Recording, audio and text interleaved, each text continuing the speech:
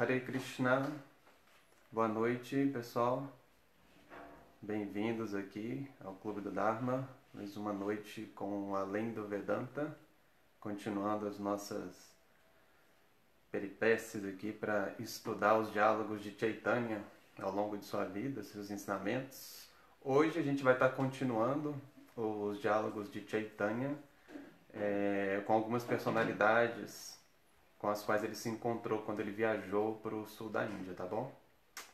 Então, se não tiver nenhum problema aí na comunicação, vocês não precisam falar nada. Só se não tiver saindo som, tiver algum problema aí, vocês por favor avisem. Porque nas últimas vezes deu um probleminha aí, mas agora a gente já aprendeu aqui. Não estava funcionando no Instagram. Hare Krishna. Então, enquanto o pessoal está chegando aqui, dá os nossos avisos. Amanhã de manhã, 8h30 da manhã, a gente tem o dia D com Dhira, nossa meditação matinal e dominical. E é a meditação que o Dhira faz todo domingo, né? 8h30 da manhã. E às 19h30 a gente continua com o estudo da Bhagavad Gita com Nrsimhananda. Amanhã, o capítulo 9, que é o capítulo que agora já começa a falar mais diretamente sobre Bhakti. Né? Já aí, logo depois do meio da Bhagavad Gita, já começa a tratar do tema de Bhakti, que é a essência de todos os ensinamentos de Krishna. Né? Então é isso. Então vamos começar aqui. A gente viu semana passada, a gente falou, né, que Chaitanya ele fez muitas viagens ao longo assim, da Índia na sua vida com o intuito de propagar o que ele veio propagar, que é justamente o Yuga Dharma, né, que é o processo espiritual, é o Dharma, é a prática espiritual por meio da qual as pessoas nessa era, na era de Kali, nesse momento histórico que a gente se encontra, o processo espiritual por meio do qual as pessoas poderiam obter sucesso espiritual assim no seu mais alto grau, assim, poderiam alcançar realmente a meta da vida. Então a gente sabe que Chaitanya, como o Yuga Avatar, ele vem transmitir o Yuga Dharma, e para fazer isso, ele primeiramente assim, ele faz pessoalmente. Então ele viaja por vários lugares na Índia, muitos locais sagrados, onde tinha concentração de pessoas que eram espiritualmente conscientes ou que de alguma forma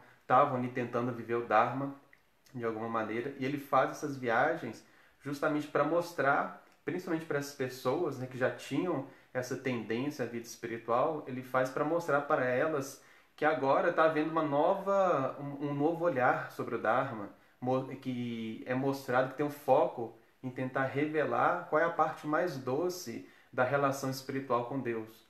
Dentro da meta da vida, da perfeição espiritual, existe algo que é muito sublime, que é muito profundo e que, de certa maneira, ainda estava oculto das pessoas em geral.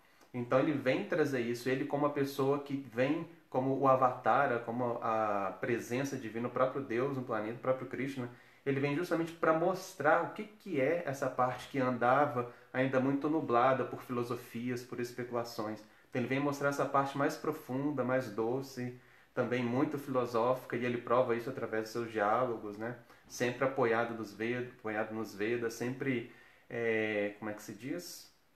Ao mesmo tempo que Chaitanya ele mostra assim, um novo olhar sobre aquilo ali que estava meio que perdido assim, dos Vedas, ele reafirma sempre a autoridade dos Vedas e sempre se refere aos Vedas para corroborar as coisas que ele fala, né? Então ele sempre tem a sua palavra corroborada nos Vedas para mostrar que o que ele está falando está ali, é fidedigno, sempre existiu, mas não estava sendo explorado, não tinha sido ainda revelado para as pessoas, né? Então Chaitanya, a gente viu que ele conversou semana passada com o chefe budista, né? E com um líder dos budistas, e depois dessa conversa ele continuou sua peregrinação. E essa peregrinação que a gente está vendo, Chaitanya fez para o sul da Índia. O sul da Índia, ele tem essa característica de que ele conseguiu preservar mais a cultura, digamos assim, a tradição, por causa das muitas invasões que a Índia sofreu ao longo da história, que foram basicamente pelas fronteiras terrestres, né? Que a Índia tem ali, fronteiras terrestres extensas ao norte, e muitos povos invadiram, principalmente por terra, a Índia e colonizaram a Índia. Então, muito dessa colonização, dessa invasão, se deu mais ao norte da Índia. A pressão, a influência cultural, então a miscigenação cultural ocorreu muito mais ao norte da Índia do que ao sul da Índia, apesar de ter ocorrido também. Mas o sul da Índia, de alguma forma, por ser mais longe, do pessoal ter que ficar indo e se espalhando pelo país inteiro, que não é um país pequeno a Índia, né? Então se concentrou, de certa forma, a gente vê que sempre se concentrou mais ao norte. Todas as invasões a gente vê que foi assim, ficou mais ao norte da Índia e o sul teve também, né, sofreu essas influências, mas menos. Então a gente vê que acabou que o sul da Índia ficou assim, abrigou vários polos culturais assim da tradição do Dharma, das tradições védicas e não védicas também, como do budismo também. Então muitas centros, né, dessas tradições foram erguidos ali no sul da Índia e conseguiram ser preservados sem sofrer tanta influência externa, né?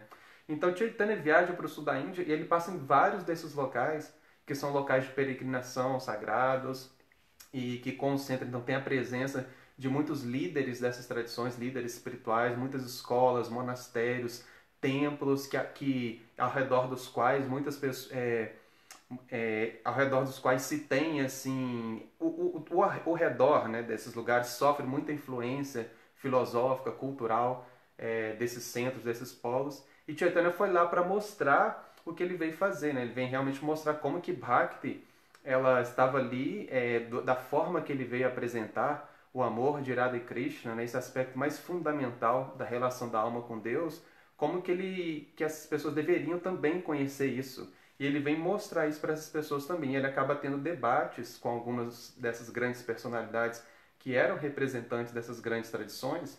Algumas, inclusive, a gente vai ver hoje, eram representantes até do próprio Vaishnavismo, porém de um Vaishnavismo assim que fundado, que seguia assim basicamente a fórmula dada por outros grandes acharyas, outros grandes mestres, mas que não contemplavam a essência assim mais pura, mais profunda, que é o que Chaitanya veio mostrar. Então ele acaba mostrando isso até para esses próprios Vaishnavas, próprias pessoas que eram devotos de Krishna também, ou devotos de Vishnu, né? Então, sem mais delongas, depois dessa introdução aqui, então a gente vê que Chaitanya, ele vai e ele debate assim com várias pessoas, a gente viu que ele debateu com budista, né? Porque ele realmente, Chaitanya, ele como o mestre espiritual supremo, o guru original, né? A própria encarnação divina, a própria presença de Deus, ele tem essa função, né? Tem a função de mostrar como que o Dharma agora, nesse momento, ele tem que ser vivido da melhor forma possível e de forma que ele vai conseguir realmente ser assimilado pelas pessoas e de tal forma que as pessoas, por meio da prática do Dharma que ele está ensinando, desse novo olhar sobre a prática espiritual, como que as pessoas realmente poderiam alcançar a meta mais elevada da vida praticando aquilo que ele vem ensinar. Então ele vem mostrar como encaixar, como que isso dialogaria com a vida das pessoas nessa era, nessas circunstâncias. Então a gente vê que esse é um dos propósitos do mestre espiritual. O mestre espiritual, ele pega ali, ele tem um contato com o seu discípulo, ele tem uma das funções, né, do mestre espiritual, entre tantas, é justamente olhar para a vida do discípulo e ver, entender a natureza dele e ver como que o discípulo vai aplicar aquele conhecimento espiritual que é absoluto, que é genérico, é válido para todo mundo, mas como que aquele conhecimento que é genérico, ele se aplica na vida, ele dialoga com a vida daquele discípulo. Então ele tem que entender a natureza do discípulo, conhecer as características psicológicas dele, entender o contexto dele social de vida, para ver como que realmente o que ele dá conta de fazer ali, né, em termos mais específicos, em relação a algum tipo de serviço que ele vai prestar em relação ao Dharma, como que ele vai contribuir com o Dharma na sociedade, né, etc. E também o Guru tem o papel de validar. Ele pega, ele observa a natureza do discípulo, vê como que ele está entendendo o conhecimento espiritual, como que ele está conseguindo praticar. E ele vendo o discípulo, vendo o desenvolvimento do discípulo, ele vê, olha, esse ponto aqui você está indo bem, não, aqui você precisa de melhorar, você precisa de prestar atenção nesse elemento aqui, você não está entendendo isso aqui direito. Então, o discípulo, o guru, o mestre espiritual, às vezes ele tem que chamar a atenção do discípulo, mostrar os erros para o discípulo poder realmente progredir na vida espiritual, não ficar estagnado, né?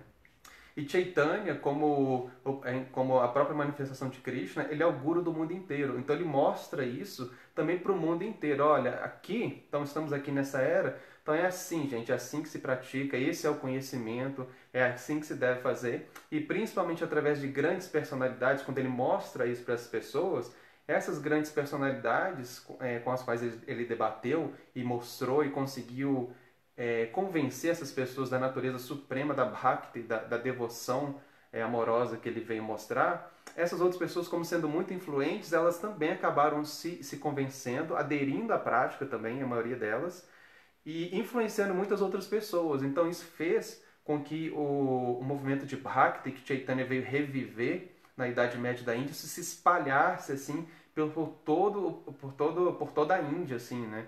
Então foi um movimento que primeiro ele fez pessoa a pessoa, ele foi indo, conversando, convencendo, mostrando as pessoas influentes influenciando outras, ele influenciando todo mundo, e a coisa foi assim, no boca a boca, né?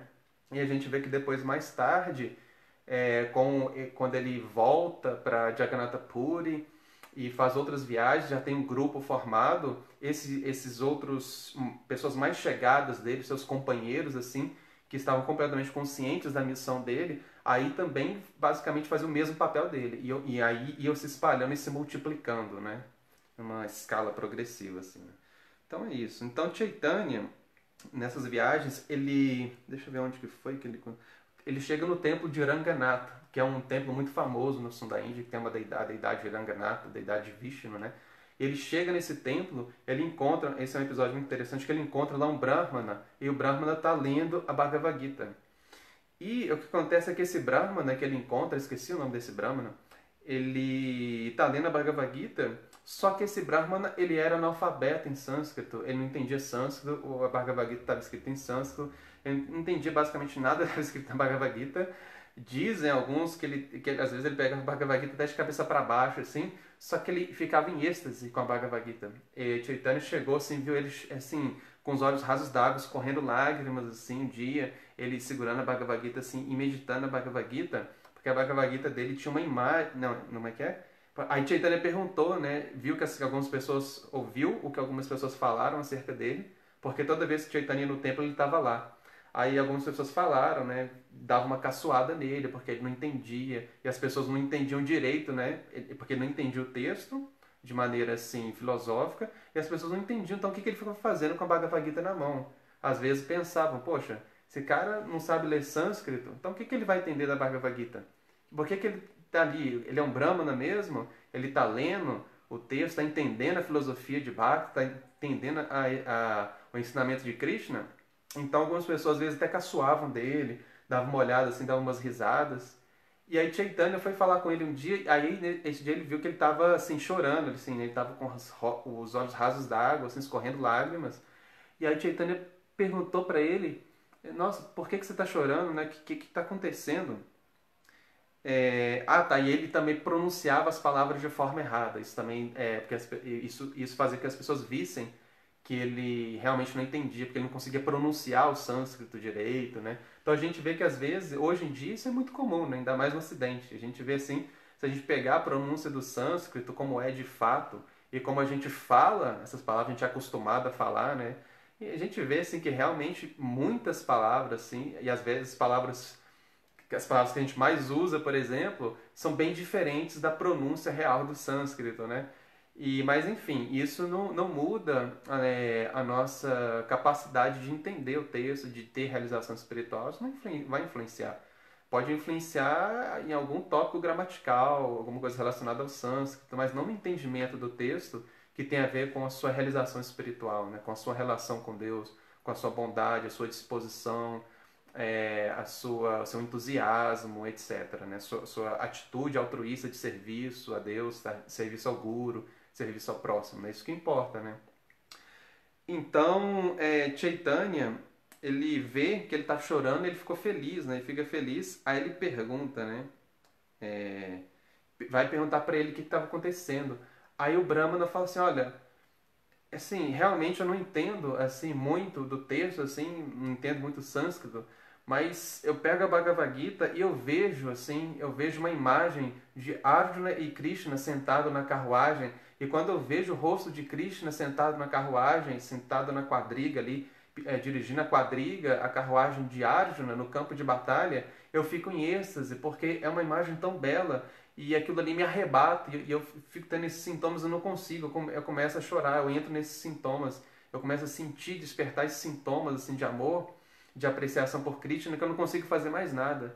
Aí Chaitanya vira e fala para ele, realmente isso é um caso sério, porque você realmente é uma pessoa que compreendeu completamente a essência da Bhagavad Gita. Porque a essência da Bhagavad Gita é despertar o amor puro por Krishna, o amor puro por Deus. E chegar até o ponto de você conseguir sentir, ser arrebatado por esses sentimentos espirituais. A ponto de você chegar, abrir um texto da Bhagavad Gita e você ser transportado para uma visão direta de Krishna, né, que vai além da filosofia, além de uma compreensão racional, além de uma compreensão teológica, você ter o próprio Krishna se apresentando perante a sua mente, assim, diretamente, você tendo uma visão darshana de Krishna e ser arrebatado por esses sentimentos espirituais. Aí ele fala, não, você é uma pessoa que compreendeu completamente a essência da Bhagavad Gita, você tem o Siddhanta da Bhagavad Gita, você entendeu a mensagem de Krishna, porque você sente isso, você consegue realmente sentir em você mesmo aquilo que é o mais importante da mensagem de Krishna, que ele fala que é Bhakti, que é você desenvolver uma relação de amor com ele completamente desinteressada, e em última análise, que é movida plenamente pelo sentimento de querer amar, de querer dar prazer a ele, de querer servir a ele. Né? Então ele fala, você entendeu o verdadeiro significado da Bhagavad Gita. Então ele fica tão satisfeito com isso que depois disso Chaitanya ensina, conversa com ele várias vezes e vai ensinando para ele algumas coisas relativas assim à filosofia, vai conversando com ele sobre ensinamentos, ensinando ao Brahmana assim, muitas coisas, né? E depois o Brahmana entende que ele não é diferente de Krishna, que ele é o próprio Krishna ali, e aí Chaitanya pede para ele não falar aquilo para ninguém. Então Chaitanya vai e vê, né? Então Chaitanya esse passatempo, essa história mostra assim, né, como que a erudição, às vezes a filosofia, ou seguir regras e regulações, ser muito austero, isso aí muitas vezes não é um indicativo de que você é uma pessoa espiritualmente evoluída ou qualquer coisa que seja nesse sentido, né? Mas isso é uma coisa que, em última análise, vai depender muito mais do seu estado de consciência, da sua rendição interior. Apesar de que alguns fatores externos servem para a gente, como amparo, para a gente entender a natureza de uma pessoa, né? Ver o comportamento dela, se é compatível com o conhecimento espiritual, mas só isso não é capaz de dizer de resumir a natureza da consciência de uma pessoa, né? Então a gente vê que essa pessoa, esse Brahmana aqui, apesar de basicamente uma pessoa analfabeta, ele estava demonstrando toda a natureza espiritual de uma pessoa que alcançou Bhava e que teve o próprio Darshan de Krishna, né, em pessoa, que conseguiu atrair Krishna com a sua devoção, né? Porque a gente sabe que uma das características da devoção de Bhakti é chamado de Krishna Karshini, né? Que isso se mostra, segundo Rupa Goswami, mais precisamente quando a pessoa chega no estado de prema, que é quando a pessoa se purificou completamente assim da influência da ignorância material e atingiu a sua natureza espiritual, o seu corpo espiritual, o seu Siddhadeha, e ela consegue ver, chegar ao ponto então de que Krishna ele fica tão atraído pela devoção desse devoto que ele se torna um objeto na mão desse devoto, se torna propriedade desse devoto devido à entrega, tamanha entrega que esse devoto tem, tamanha pureza, tamanha dedicação. Ele se sente obrigado a reciprocar na mesma moeda, então ele se torna completamente entregue também a esse devoto. Então nesse momento o que Krishna faz? Como aquele devoto está buscando ele, Krishna vai e se apresenta para ele pessoalmente. Então a pessoa tem a visão de Krishna. Krishna aparece para o devoto frente a frente, né? Então é isso que o devoto via, esse Brahmana vinha. Frente a frente ele via Krishna, assim. Tinha o Darshana de Krishna, Krishna se apresentava para ele, né?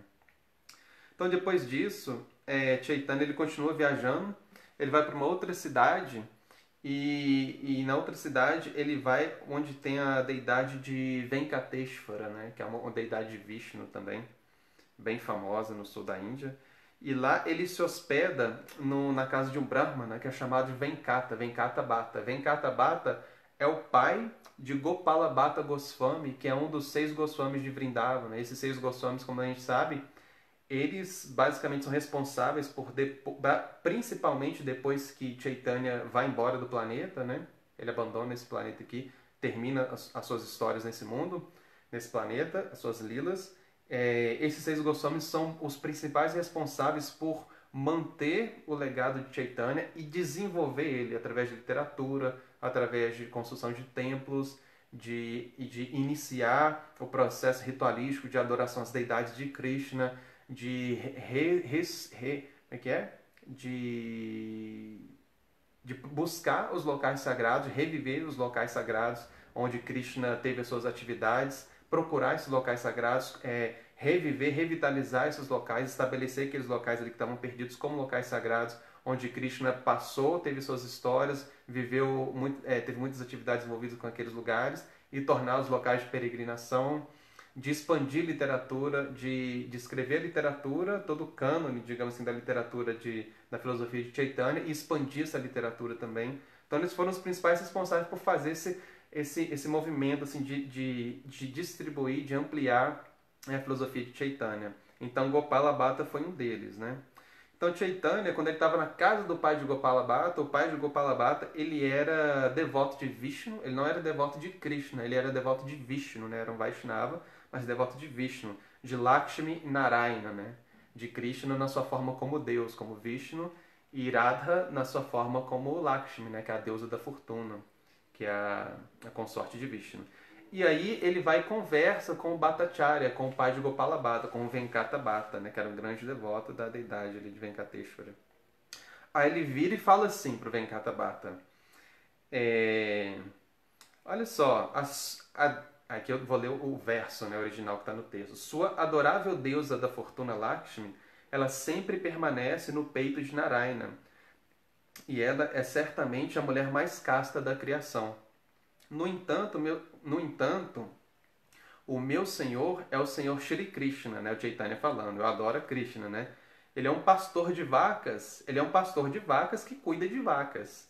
Então, por que Lakshmi, sendo uma esposa tão casta, tão devotada, ela está sempre ali aos pés de Vishnu, aos pés de Narayana, né? Está sempre no peito ali, tem uma marca, a marca Srivatsa, no peito de Vishnu, no peito de Krishna também, que é a marca ali que demonstra que Lakshmi está sempre ali no peito. É a marca ali que é a própria Lakshmi, aquela marca que tem no peito, né, de Vishnu e de Krishna.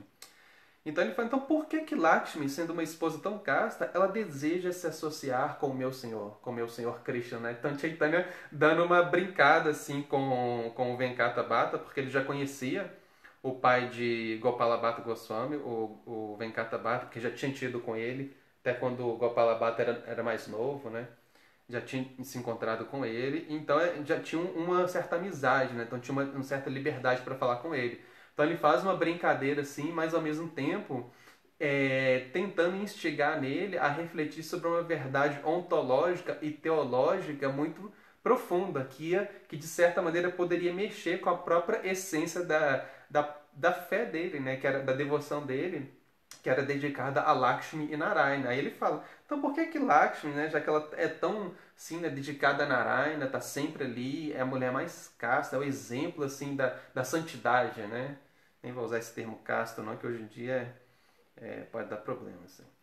É a mulher mais santa, assim, exemplo de uma pessoa assim, completamente pura, completamente dedicada, absorta no serviço aos pés de lótus de Narayana. Por que ela almeja a associação com Krishna, né? Aí ele brincando assim com ele, né?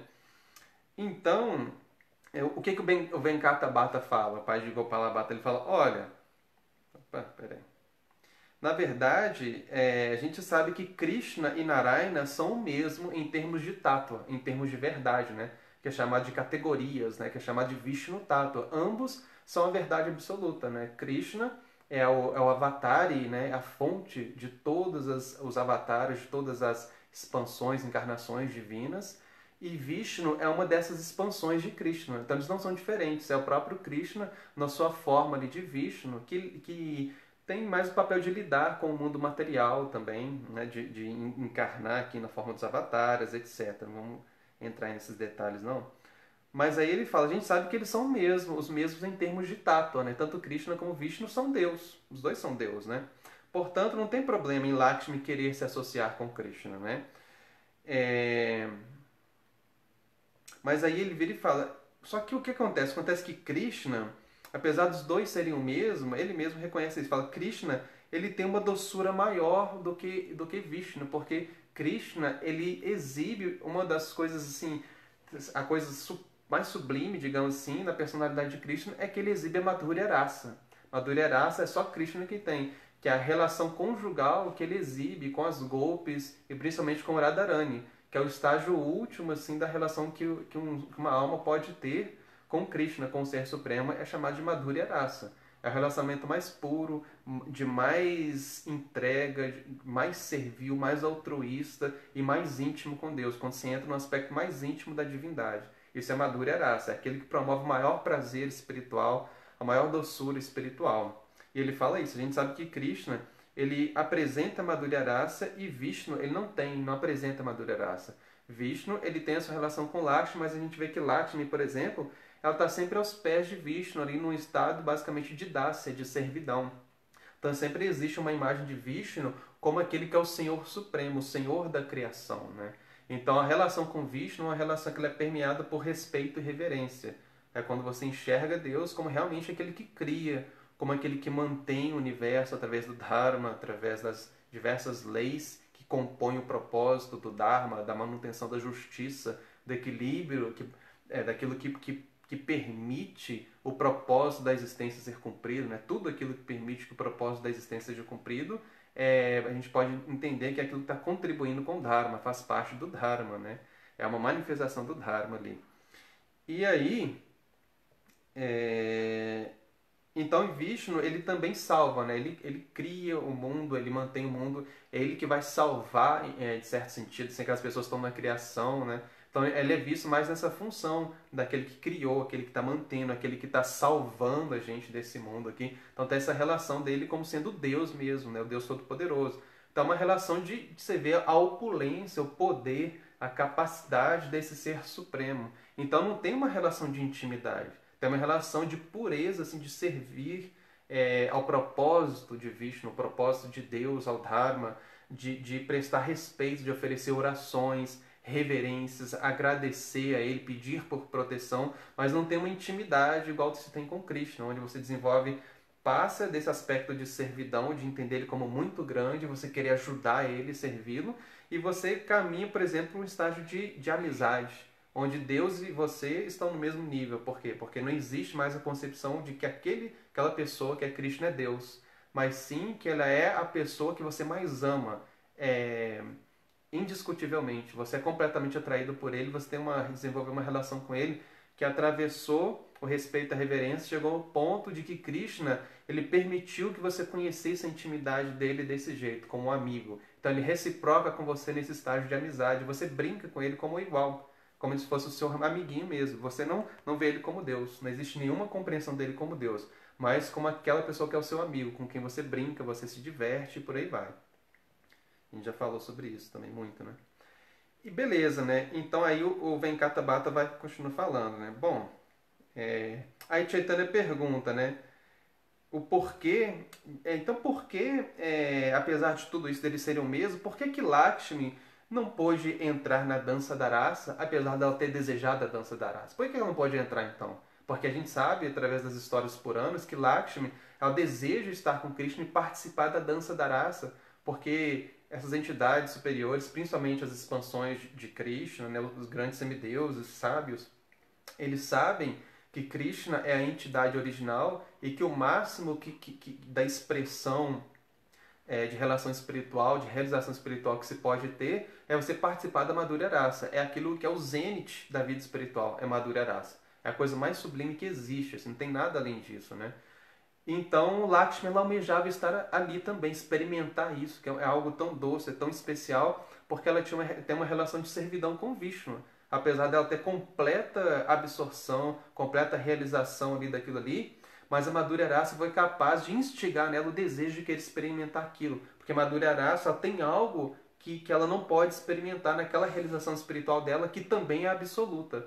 Mas apesar de ser absoluta, ela não contém um elemento de doçura, que é o elemento de Madhurya Rasa. Então ela sente esse desejo de participar disso com Krishna, mas com Vishnu ela não pode, porque Vishnu não tem essa raça, não exibe esse tipo de relacionamento, porque Vishnu é Deus. Então a relação com Deus é essa relação de respeito, é permeada por respeito e reverência, né?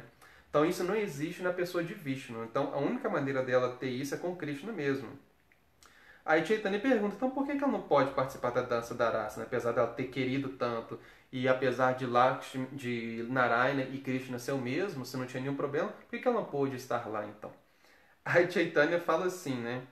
É, só se pode entrar no planeta supremo, Goloka Vrindavana, e se associar com Krishna quem segue os passos dos habitantes de Vrindavana. Aí ele fala isso, né? Esse é o ponto. Não dá para você entrar em Goloka Vrindavana, no planeta de Krishna, no planeta espiritual de Krishna, se você não segue os passos daqueles que são os habitantes de Vrindavana, que são os Vrajavasis. Então isso cai num ponto que é chamado de Raganuga Bhakti, que é quando a devoção ela não é prestada assim sob regras, regulações, e não existe uma concepção de respeito e reverência, porque os habitantes de Vrindavana, apesar de alguns exibirem a característica de servidão a Krishna, mas eles não servem a Krishna porque ele é Deus. Não existe esse respeito e reverência. Eles servem porque eles estão preocupados em ajudar, por exemplo, Mãe Yashoda, por exemplo, que é a mãe de Krishna, a servir a Krishna, porque eles querem dar tudo de bom e melhor para Krishna, por exemplo. Então, às vezes tem amigos de Krishna ali que servem ele, que tem uma relação de servidão com Krishna, de dasa, de querer ajudar, contribuir com os passatempos de Krishna. Então, eles às vezes são servos de Mãe Yashoda. Mãe Yashoda pede, coloca cânfora na água de Krishna, pega a água que está esquentando no fogão, pega o leite que está esquentando, joga um pouquinho de noz moscada lá no leite que está fervendo, me ajuda a fazer isso agora, vai ali, busca o sapato de Krishna, dobra aquela roupa que Krishna deixou jogada ali no chão. Então são servos, estão ajudando os passatempos a acontecerem e eles estão completamente absortos em êxtase, numa verdade absoluta dentro daquele humor. Porém, não existe a concepção de respeito e reverência. E Lakshmi, ela só conhece Vishnu, conhece Deus nesse humor de respeito e reverência. E para ela entrar em Goloka Vrindavana, ela não pode entrar lá como Lakshmi, não tem como. Aí aqui Chaitanya vai explicar exatamente isso, né? Que em Goloka Vrindavana, eles não sabem que Krishna é Deus. Todo mundo lá só sabe de uma coisa, que Krishna, ele é o quê? Ele é Nanda Nandana, ele é Yashoda Nandana. Ele é o filho de Nanda Maharaja e Yashoda Mai. Eles não sabem que ele é Deus. Não existe esse conceito de Deus no planeta espiritual, porque Deus é uma posição secundária de Krishna, né? É quando ele vai lidar com a natureza material, mas ele na sua, digamos assim, glória absoluta, na sua natureza absoluta e suprema, ele é aquele menino todo atrativo, ele é aquela pessoa original ali, dotado de relações completamente supremas, absolutas e doces. E então, para entrar em Goloka Vrindavana, não pode ter, Lakshmi tinha que se desfazer, digamos assim, da personalidade dela de Lakshmi. Então, ela não poderia entrar lá como Lakshmi, como aquela que entende Deus, que é consciente de Deus, de Vishnu, né, como Deus, de Krishna como sendo Deus, como sendo Vishnu.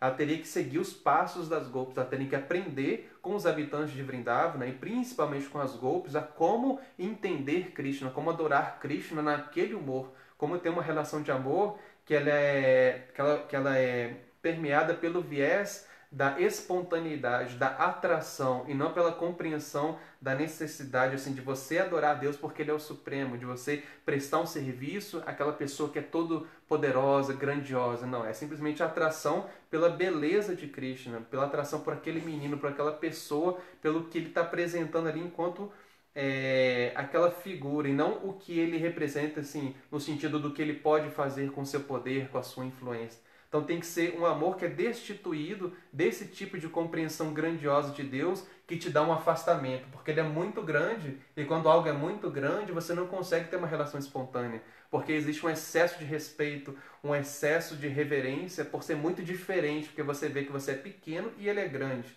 Então isso fica muito difícil. Mesma coisa, chegou aqui na minha casa, sei lá, uma pessoa muito rica, muito famosa, um jogador de futebol, aqui no Brasil é jogador de futebol, né? Chegou aqui o Neymar. Pô, pera aí que o Neymar, não, o Neymar não tá muito bem, a galera acho que não gosta muito do Neymar, não. Vamos supor que o Neymar era assim, na época, tipo Pelé, assim, né? Todo mundo adorava, amava o Neymar, tinha uma apreciação por ele. Vai chegar, o Neymar vai chegar na casa do cara, o Pelé vai chegar na casa do cara, o cara vai ficar assim, mas como, né? Uma pessoa desse porte, desse tamanho, que todo mundo no mundo conhece essa pessoa, né? Como que eu vou tratar ele como um amigo, né? Eu vou querer aqui, assim, servir ele, eu vou ter vergonha, assim, da minha casa, eu sou pobre e não sei o quê. Então fica esse monte de neuro, assim, de neurose às vezes na mente, porque você vê que é a pessoa é muito diferente de você. Então, para você ter uma relação íntima, você precisa de conhecer a pessoa na intimidade. Para você, a pessoa revelar a sua intimidade, você não vai poder lidar com ela, se relacionar com ela por meio daquilo que ela representa, né, na sociedade, pelo mundo em geral. Então, você não vai poder se relacionar com Krishna como sendo Deus, como sendo todo o Criador, aquele que te salvou, imagina, aquele que está mantendo todo o universo. Imagina o nível de absurdo de você se relacionar com uma pessoa dessa assim, em nível de igualdade. A pessoa não tem condição. Então o que acontece é que nesse ponto, em Goloka Vrindavan existe a energia de Krishna que é chamada Yoga Maya. E quando a pessoa se torna completamente entregue a Krishna e tenta amar Krishna nesses termos, entendendo isso sob a guia de um mestre espiritual, dos textos sagrados, né, dos grandes sábios, e ela consegue desenvolver isso, essa energia Yoga Maya, ela influencia a consciência do ser vivo para ele poder ter condições de fazer isso, de ir, digamos assim, esquecendo, né, que Krishna é o Deus Supremo e adentrando na intimidade dele. É somente pela misericórdia de Yoga Maya, que é a própria Radharani, que é uma parte de Radharani, né, a energia espiritual suprema de Krishna, a energia de amor dele, é que uma pessoa pode compreender isso, né? Então ele está falando isso aqui. Lá, as golpes, elas adoram Krishna nesse humor. E se Lakshmi quisesse realmente, para Lakshmi poder dançar a dança da rasa com Krishna, ela teria que ter um corpo de golpe. E para ter um corpo de golpe, ela teria que ter uma consciência de golpe. E para ela ter um corpo de golpe, uma consciência de golpe, ou um siddhadeha, né, um corpo espiritual nesses termos, que pode adentrar e habitar Goloka Vrindavana, ela teria que se desfazer da sua posição. Então, nesse momento, ela deixaria de ser Lakshmi. E ela se tornaria uma Gopi, né? É como se fosse uma outra identidade. Aí sim ela poderia. Beleza, né? Então é isso. Aí ele fala, né? Até os Vedas personificados, os Upanishads personificados, tiveram que seguir os passos das Gopis e adquirir corpos como os das Gopis para poderem se relacionar com Krishna no humor das Gopis. Então os próprios Vedas personificados tiveram que se submeter a isso, né? Então ele fala que Lakshmi, né, ele acaba falando para ela, Lakshmi queria experimentar isso, mas queria manter sua identidade de Lakshmi. Ele fala, isso não é possível. Ela teria que aprender com as golpes, né? Apesar de Lakshmi ser a deusa da fortuna, ela teria que aprender com as golpes de Vrindavan, que são vaqueirinhas muito simples, a como realmente adorar Krishna, amar Deus, amar Krishna naquele grau, digamos assim, de perfeição espiritual, naquela atitude assim, em que o ar que elas respiram é o próprio Krishna. Não existe nada para elas diferente de Krishna, né? Como que ela poderia chegar nesse grau de intimidade com Deus, assim, com Krishna, reconhecendo ele apenas como a beleza daquele menino ali, que é o próprio Govinda, o próprio Shama Sundara, né? Então ela teria que se despir da sua consciência de Deus, de Vishnu, nesse aspecto reverencial.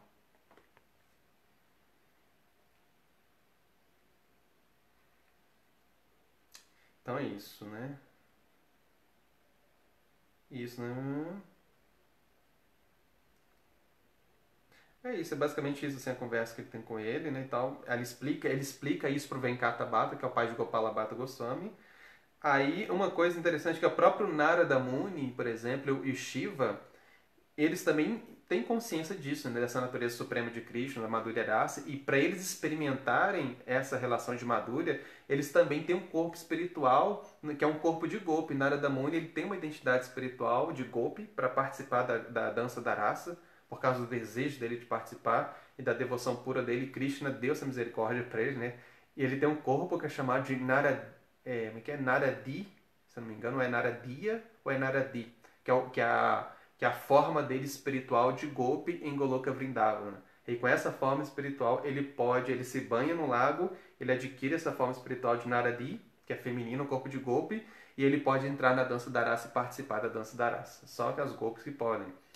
E aí o Shiva também, Shiva tem uma forma que é Gopishvara Mahadeva, né? Que é Gopishvara, né? Que é o senhor ali, né? Das Gopis. E ele tem essa forma feminina para ele também poder apreciar e participar ali da dança da raça de alguma forma. Então essa forma de Shiva, como Gopishvara Mahadeva, é a sua identidade assim suprema em certo sentido, porque é a identidade onde ele revela assim a sua relação mais sublime com Krishna, né? E nessa forma dele de Gopishvara Mahadeva, ele também tem a função de proteger os passatempos de Krishna, proteger a própria dança da raça, os relacionamentos conjugais de Krishna mais íntimos. Então ele adquire Para ele até poder prestar esse serviço, ele tem que adquirir uma forma de golpe, entrar num humor de golpe também, para prestar esse serviço de proteger o próprio Dhamma sagrado, o próprio Dhamma de Vrindavana, né? Então, quando a gente vai, por exemplo, lá em Vrindavana, na Índia, tem um templo que tem essa deidade de Gopishna Mahadeva, e geralmente todo devoto que vai lá para Vrindavana, eles vão primeiramente, em primeiro lugar, eles vão lá nessa deidade de Gopishna Mahadeva para pedir permissão de Gopishna Mahadeva, pedir as bênçãos dele, de Shiva como Gopishna Mahadeva, para poder entrar no Dhamma sagrado e poder ter consciência daquilo ali como o Dhamma sagrado, como os passatempos de Krishna estão ali presentes, né, em Vrindavana. Então eles vão lá e pedem para ele deixar, revelar isso para eles, né, eles terem consciência disso.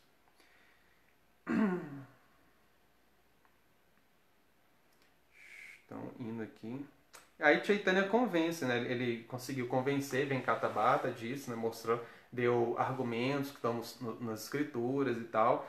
Principalmente quando ele falou que os próprios Vedas personificados, porque a gente sabe que basicamente tudo que a gente vê nos passatempos de Krishna tem uma personalidade, né? E os Vedas, que é o conhecimento, né? O Veda, é o conhecimento original, eles têm uma personificação também, são pessoas, também têm a sua personalidade, né? Igual a gente fala, as Shaktis de Krishna são pessoas, são personalidades. Por exemplo, a Shakti Suprema é Radharani, ela é uma pessoa, né? Ela é a própria deusa suprema, né? Ela não é diferente de Krishna, né? E os Vedas personificados, originalmente, eles são uma personalidade também, né? Que se exibem, se manifestam como o conhecimento que a gente tem. Então, os próprios Vedas tiveram que tomar uma forma das Gopis também para poder participar disso, né? Porque os Vedas, eles tratam muito de filosofia, de rituais, etc, né? Opa, deixa eu pegar aqui.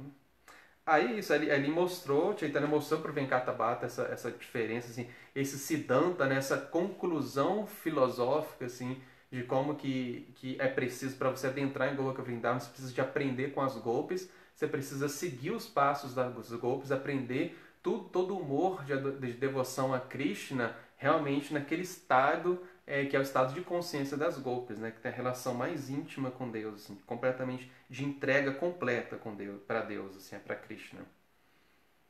Aí ele conversou da natureza supremamente doce de Krishna, né, etc.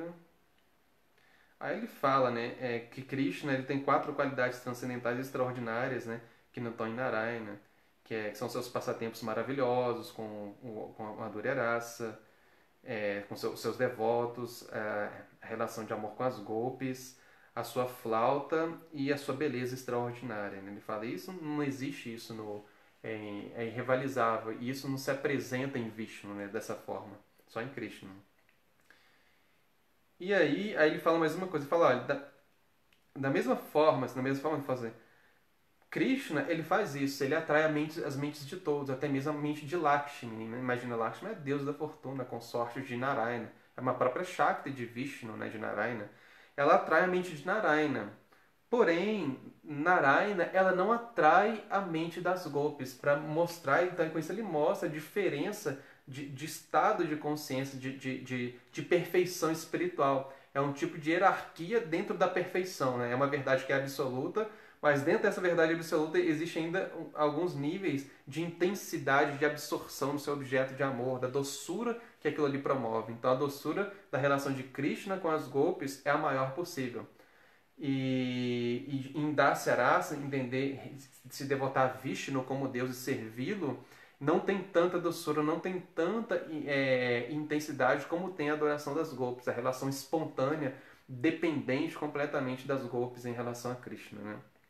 Então ele mostra, da mesma forma que Krishna atrai a mente de Lakshmi, Narayana não consegue atrair a mente das golpes, né? E existe até um passatempo que quando teve um dia que teve a dança da raça, e aí Krishna estava nos bosques, né, de Vrindavan, estava lá dançando com as golpes, tem todo aquele passatempo dessa relação, assim, né, de Krishna como um amante, um objeto de amor mesmo, assim. Ele estava lá com as golpes, né, com as golpezinhas, ele lá, jovenzinho também, estavam lá todo mundo naquela situação. Aí Krishna vai e some, aí quando Krishna some, as golpes vão procurar Krishna.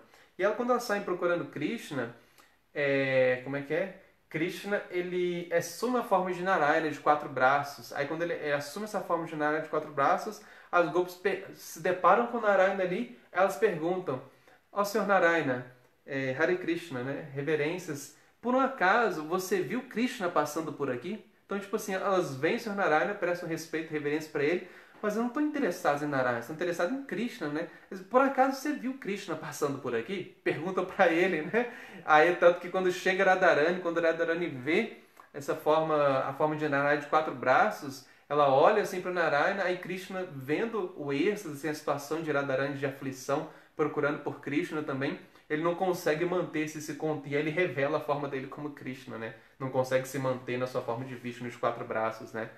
Ou seja, as golpes, elas não estão interessadas em adorar Deus, não estão interessadas em adorar semideuses, em fazer rituais, elas estão interessadas em fazer tudo para ter a relação com Krishna, para poder dar prazer a Krishna, para poder servir a Krishna, né? Esse é o interesse delas, sempre proporcionar a satisfação de Deus, proporcionar a satisfação de Krishna, né? Servi-lo de alguma forma. Então não existe essa atração delas por qualquer outra manifestação de Krishna. Somente Krishna é o objeto de amor exclusivo, né? Aquilo que Krishna fala na Bhagavad Gita de Ananya Bhakti, né? De uma devoção realmente assim unidirecional, completamente absorta, exclusiva a ele, assim, completamente, enfim, sem interferências. E aí Chaitanya tentou esvaziar o orgulho, né, de Venkata Bhatta, porque ele se achava assim, realmente um grande devoto de Narayana, que aquela devoção dele realmente, ele achava que realmente era a maior devoção assim possível, né? E Krishna quis mostrar que não, que realmente Bhakti não se resumia àquilo. Bhakti ia muito mais, e era isso que Chaitanya veio mostrar, veio apresentar para o mundo que estava ainda ali quase que desconhecido para as pessoas em geral, essa parte dos Vedas. E ele veio justamente trazer esse grande tesouro e mostrar para as pessoas, né? E ele fez isso com Venkata Bhatta. Aí, assim, né, para não deixar o Venkata Bhatta assim, mal, assim, abalar muito a fé dele, aí ele dá uma, né, sim, ele dá uma meio que de João sem braço, assim, ele fala assim, ó, né, ele mostrou como que a ideia de adoração a Krishna é muito superior a Narayana, né, em nível de raça, não tem como comparar. Ele provou isso, ele citou trechos dos textos que mostram isso que eu estou falando aqui. E aí ele acaba falando, não, todas as formas de Deus são iguais. Ele fala para o Venkata Bhatta, né? Então, a gente não deve discriminar entre uma forma e outra, não deve ficar discriminando entre Vishnu, entre Krishna, entre Rama, porque isso é muito perigoso. A pessoa que ainda não tem não está nesse estágio de compreensão espiritual, né, que igual o Chaitanya ele está falando com ele, Chaitanya é o próprio Krishna, né? Então ele pode fazer discriminação, mas por exemplo, a gente que não tem a maturidade espiritual, que não tem essa compreensão da verdade absoluta, a gente ficar tentando hierarquizar, categorizar muito, a gente pode acabar ofendendo por achar acabar ficar inferiorizando, entendendo, por exemplo, ah não, eu não vou prestar reverência, assim, respeitar Vishnu ou respeitar Ramachandra, porque ele não é Krishna, né? Ele é uma expansão de Krishna também, mas ele é inferior. Então eu não quero prestar atenção, eu não vou prestar respeito. Às vezes se eu ouvir alguém falando de Vishnu, eu não tô nem aí, não dou bola, não acho interessante, acho que não tem nada a ver com a minha devoção, porque minha devoção é direcionada a Krishna. Se eu ver uma deidade de Vishnu, não tem que ficar ali prestando reverência, porque o negócio é Krishna, né? Então, às vezes, a gente pode cair um pouco assim. Claro que eu estou falando de uma maneira muito boba, mas assim, a gente pode cair nessas armadilhas da mente, né? Isso acontece muito, né? A gente está na natureza material, a gente é influenciado por essas discriminações, a gente quer entender o que é superior, o que é inferior, assim, de uma maneira muito racional, muito pragmática, sem ter uma maturidade filosófica, uma realização espiritual para isso, e ficar criando distinções. Ah, não, meu Deus é superior ao seu Deus, né? Não, mas existem dois deuses, então agora, né? Existem duas verdades que são absolutas. Como é que é isso, né? Uma pessoa está falando de Deus ali, que é o Criador de tudo, e o outro ali também está falando de um Deus de uma forma diferente, mas também é o Criador de tudo, a fonte de todas as coisas, né? Então quer dizer que eles estão falando de dois deuses diferentes, porque a minha forma de enxergar é superior. Então Chaitanya fala, não, tem que tomar cuidado, né? Aí ele abranda as coisas assim, né? Para o Venkata Bhatta e fala, não, a gente não deve ficar discriminando entre uma forma e outra de Deus, não, na verdade, né? Todas elas são iguais, todas elas são Vishnu Tata, todas elas são o mesmo princípio espiritual, né? Todas são transcendentais, né? Todas são a verdade absoluta, né? Então a gente só vai poder realmente entender isso a nível de raça, de relação, aí sim existe uma superioridade, só que isso é um tema que a gente tem que ter a compreensão de tato, a filosófica muito bem amadurecida para a gente não ofender. Igual, por exemplo, né, Krishna, ele sempre fala, não, a gente não precisa adorar os semideuses. Inclusive é até considerado um tipo de, assim, de deturpação do conhecimento espiritual, você considerar que os semideuses são iguais a Vishnu, são iguais a Krishna, né? não se deve considerar, porque isso é um desvio filosófico, porque os semideuses são almas espirituais como nós, que estão ocupando cargos de administração no cosmos muito importantes. Então eles são dotados de poder para poder fazer isso. Então eles são quase que oniscientes, alguns deles são oniscientes dentro daquele universo em que eles estão. Então eles têm um poder imenso, têm uma consciência de Krishna, de Vishnu também muito forte ali, porque eles estão lidando diretamente com ele, porém eles não são Krishna, então tem como a gente ficar igualando. Ah, não, o Senhor Brahma é a mesma coisa que Vishnu, né? Brahma, Vishnu e Shiva é a mesma coisa, né? Ah, não, Ganesha é a mesma coisa também que Vishnu, não tem diferença, são divindades. Não, nem existe isso, os Vedas nunca falam isso. Eles falam que Vishnu é o Senhor Supremo, Narayana é o Senhor Supremo, Govinda, Krishna é o Senhor Supremo. Eles não são diferentes entre si. Ramachandra é o próprio Senhor Supremo, né? Então eles não são diferentes entre si. Não tem que ficar fazendo esse tipo de discriminação em termos de filosóficos. Só existe essa diferença em termos da doçura do relacionamento, da profundidade e intensidade do amor que acontece na relação, né, do serviço da alma com essas formas de Krishna, de Vishnu, de Ramachandra, né? Aí são humor, estados de espírito diferentes, a forma de se relacionar que muda. Então isso sim, mas aí Chaitanya fala, não, todas as formas são iguais, todas são Deus, então a gente não deve ficar discriminando entre elas. Aí ele fala isso pro Venkata Bhatta para colocar assim, né, pano frio na conversa e não deixar ele desconfortável, porque o Venkata Bhatta era um devoto puro, era uma pessoa muito piedosa também e não queria causar esse tipo de distúrbio na mente dele, abalar a fé dele. Mas ao mesmo tempo ele mostrou, com bases filosóficas também, que existe uma diferença entre Narayana e Krishna, entre a adoração a Narayana e a adoração a Krishna, por exemplo, que as Gopis fazem e que Lakshmi faz para Narayana. Então isso é o que Chaitanya vem mostrar em última análise. É a relação de amor de Radha e Krishna, das Gopis com Krishna, dos devotos de Krishna com Krishna em Vrindavana, esse amor da raça, da doçura, da relação pessoal com Krishna como aquele menino, né? E aí o Venkata Bhatta, que é o pai de Gopala Bhatta Goswami, ele fala que entendeu, no final das contas, ele entende o que Chaitanya falou, humildemente ele fala, não entendi, que o serviço devocional a Krishna é a melhor forma de adoração. Ele fala, não, eu entendi isso, né? Aí no Chaitanya Charitamrita, então, onde tem essa história, nesse momento aqui, que tá no texto, não fala mais o que aconteceu ali depois disso, só acaba aqui a história. Aí mais pra frente eu não sei como que se tem algo mais que volta a isso, né? E aí Chaitanya, depois disso, ele continua a sua peregrinação, ele vai para outra cidade, ele encontra um devoto de Ramachandra. Aí o nome desse devoto é Ramadasa, né? É o servo de Ramachandra, né?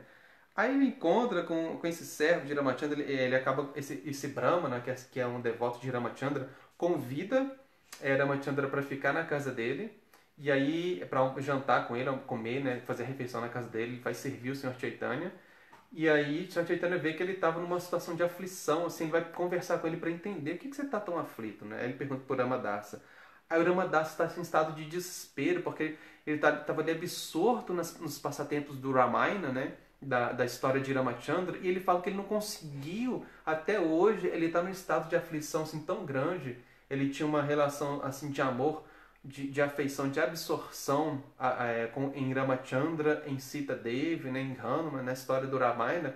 A devoção dele era tão intensa, a absorção dele, a meditação era tão intensa, tão pura, que ele estava sofrendo na vida dele por causa de um ponto que ele não conseguia entender, que era o ponto de que ele fala: eu não consigo entender como é que Sita, que é a mãe do universo inteiro, né? Sita Devi é uma expansão de Radharani, né? Que Radharani também é de onde vem Sita, é de onde vem Lakshmi, de onde depois vai vir Durga também, que já é o aspecto que ele lida diretamente com a natureza material. Mas Sita Devi, né? Imagina, é completamente espiritual, é a potência espiritual de Ramachandra, de Krishna, tá ali, né? É a própria Shakti espiritual transcendental. Ele não conseguia entender como que Sita Devi, que é a própria origem das deusas da fortuna, a origem de Lakshmi, como que ela foi tocada pelas mãos de Ravana. Ravana é o grande Asura, é o grande Rakshasa, né, o grande demônio que a gente fala, que raptou Sita Devi, né, de Ramachandra, e levou ela para o seu reino de Sri Lanka. Ele fala, mas eu não consigo entender como que isso aconteceu. Não é possível que a própria energia, a própria Sita Devi, ele tinha uma devoção por Sita, entendia assim a pureza de Sita numa intensidade tão grande que para ele era inconcebível que aquela pureza suprema Ele ficava completamente assim transtornado com a possibilidade de uma pessoa do quilate de Ravana, como um demônio, assim, um pecador, digamos assim, dos piores, como que ele podia ter encostado, assim, sentido o cheiro de Sita Devi? Ele não conseguia entender isso e por isso assim, eu não consigo viver com essa dúvida na minha mente. Isso para mim é inconciliável. Não existe razão para eu viver se isso for verdade. Não tem como. Para mim é ininteligível. Não existe possibilidade disso ter acontecido na minha mente. Eu não consigo concordar, não consigo entender. Isso me causa um sofrimento tão grande que eu não sei, eu vou ter que tirar minha vida, porque para mim não dá para continuar vivendo. Tamanha era a absorção dele nos passatempos. Olha, né, ver o nível da pessoa, né, que ele estava. Aí ele fala, estou muito preocupado, né, em saber dessas notícias, né? Ele fala assim, não estou conseguindo. Aí Chaitanya, né?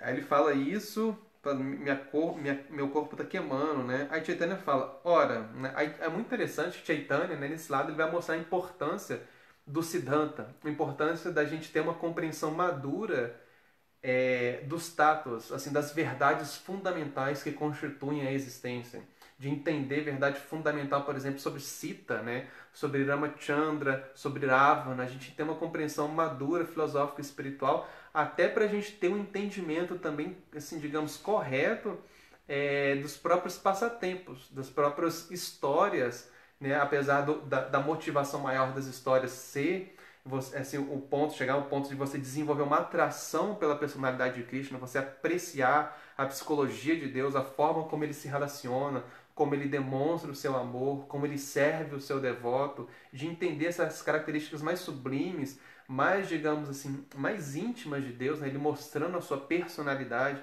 e você poder apreciar e se atrair por isso, mas uma compreensão filosófica às vezes ajuda você a entender até um passatempo, igual nesse caso desse devoto de Rama, que era o Ramadasa.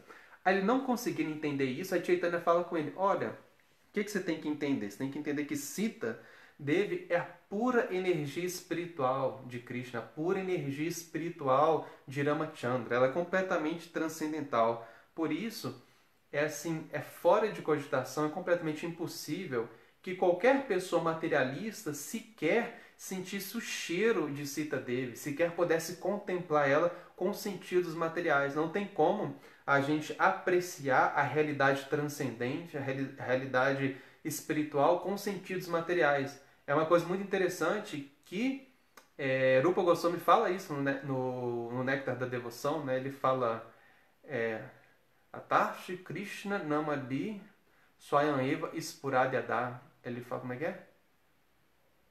Esqueci esse verso todo, mas ele fala assim, é somente com os sentidos, através dos sentidos que estão materialmente embotados, que estão materialmente assim, quando a gente está assim, a gente tem uma percepção do mundo através do sentido assim, pela via do egoísmo, tudo aquilo com o qual a gente interage no mundo é na tentativa de explorar esses recursos da natureza, então a gente usa os sentidos para poder se assenhorear, se apropriar, explorar, para conseguir alguma coisa para a gente, para conseguir se completar com aquilo ali que a gente está conquistando, alcançando com os nossos sentidos. A gente tem esse tipo de interação com o mundo através dos sentidos.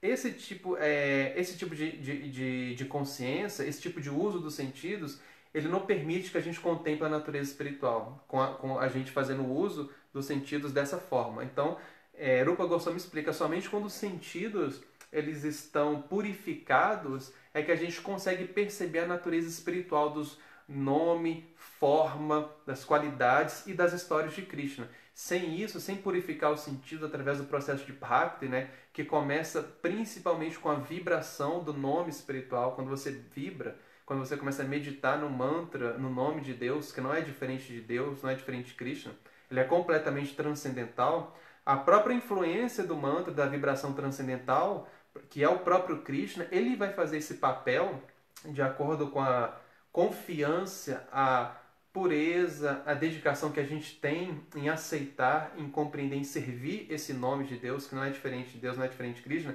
Você vai dando o quê? Você vai empoderando aquele nome ali, que já é todo poderoso, já é absoluto, mas você vai empoderando o quê? Você vai dando o livre-arbítrio, dando a liberdade, vai fazendo o quê? Você faz uso do seu livre-arbítrio para permitir que aquele nome faça todo o trabalho de purificar a sua consciência, porque se depender da gente mesmo para purificar a consciência, a gente não vai conseguir. A gente não tem o poder de produzir pureza, a gente não tem o poder de produzir transcendência. Nós agindo através dos sentidos, do esforço, da mente, do intelecto, o que a gente vai conseguir produzir é concentração, a gente vai poder conseguir produzir algum tipo de compreensão, produzir algum tipo de esforço, de serviço, mas produzir realização espiritual que é transcendente, que transcende as nossas capacidades, transcende a nossa percepção. Isso a gente não pode produzir, a gente não tem elemento para produzir isso. Isso não é material e a gente está lidando com o mundo material, com recursos materiais, com uma mente que funciona sob os ditames da influência dos três modos da natureza material, com apego e aversão. Então a gente não produz realização espiritual.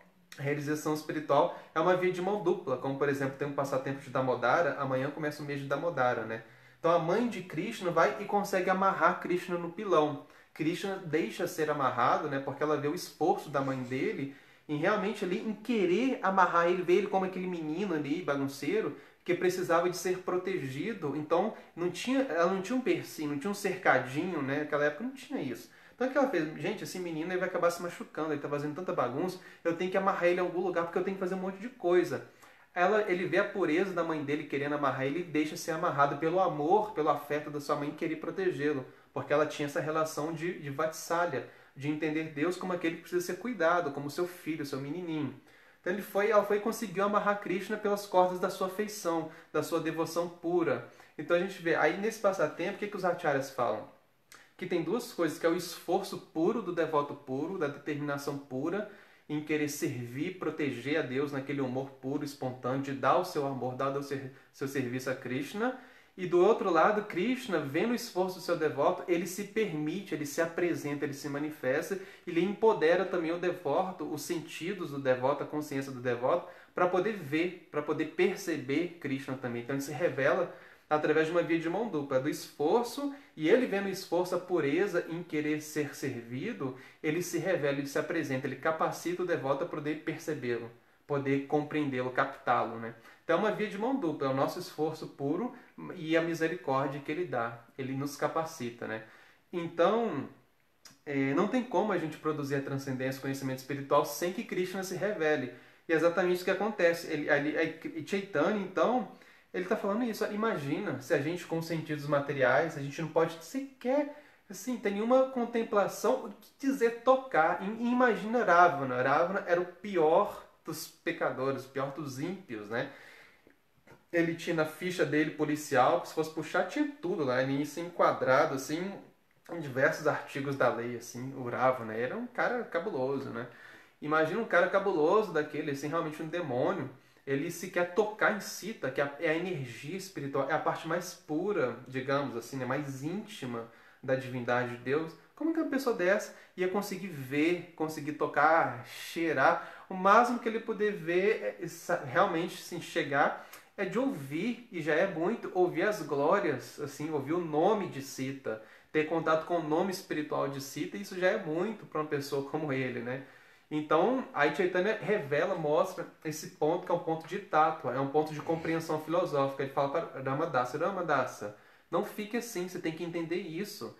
Você imagina que Ravana ia conseguir sequer tocar em Sita Devi? Você acha que ela realmente foi raptada por Ravana? Não, ele não foi. Ela não foi raptada por Ravana. Por mais que a história mostre isso, né, que ela realmente foi raptada, mas a energia espiritual ela nunca vai estar sob a jurisdição da matéria. Ela nunca vai estar ali limitada, poder ser confrontada, ser impelida, né, a manifestar algo, fazer alguma coisa sob a influência da energia material. Não tem como, né? A energia espiritual é completamente transcendental. Ela é a fonte da energia material, né? É a energia espiritual que controla a energia material.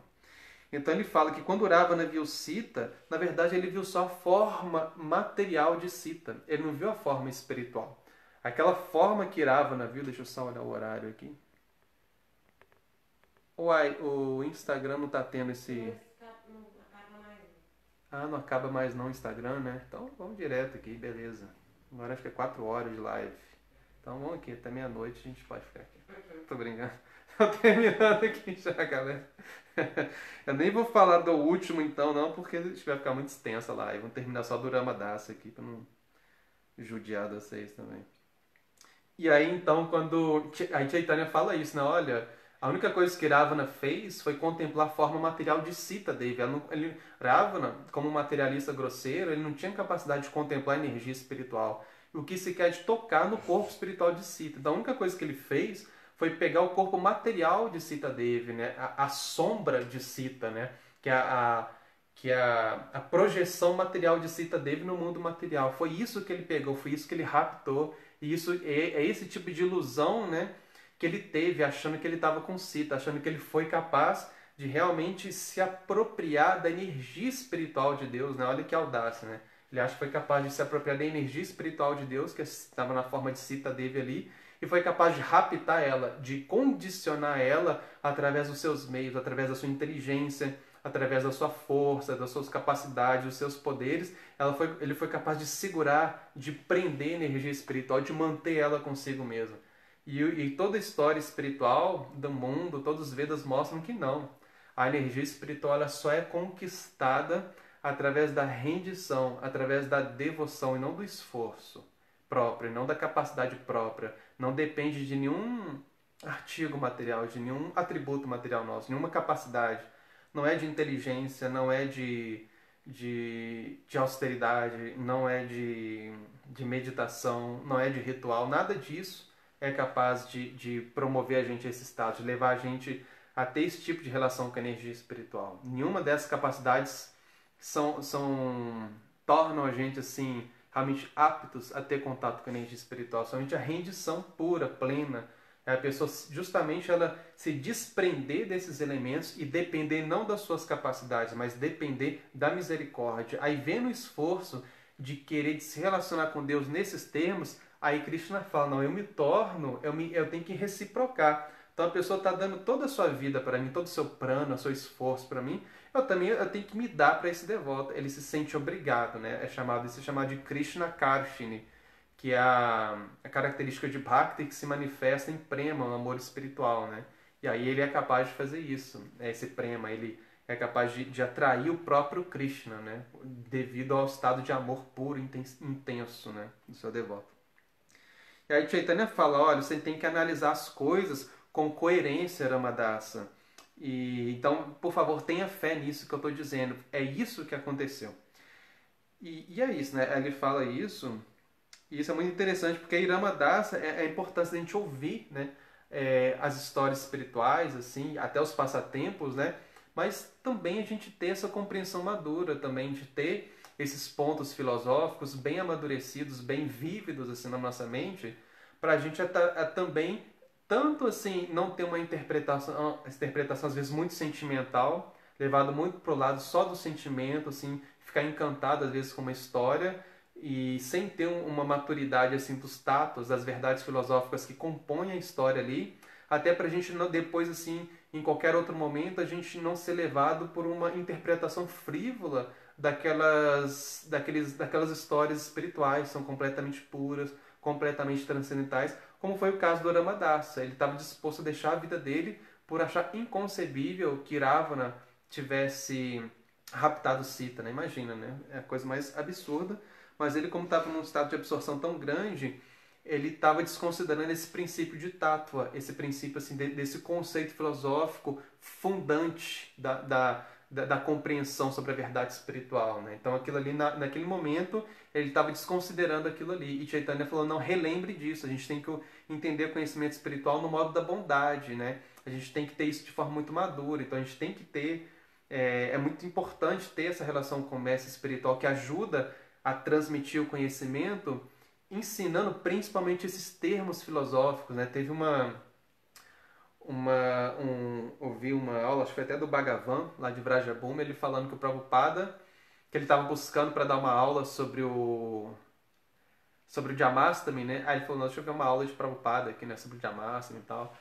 Aí ele estava procurando uma aula, assim, que se não me engano, que não fosse só de passatempo, que fosse falar de filosofia, né, no Jamastami, que não seria contar a história do nascimento de Krishna, que é maravilhoso, completamente transcendental, mas ele queria ver, assim, né, alguma referência mais filosófica, se não falha isso.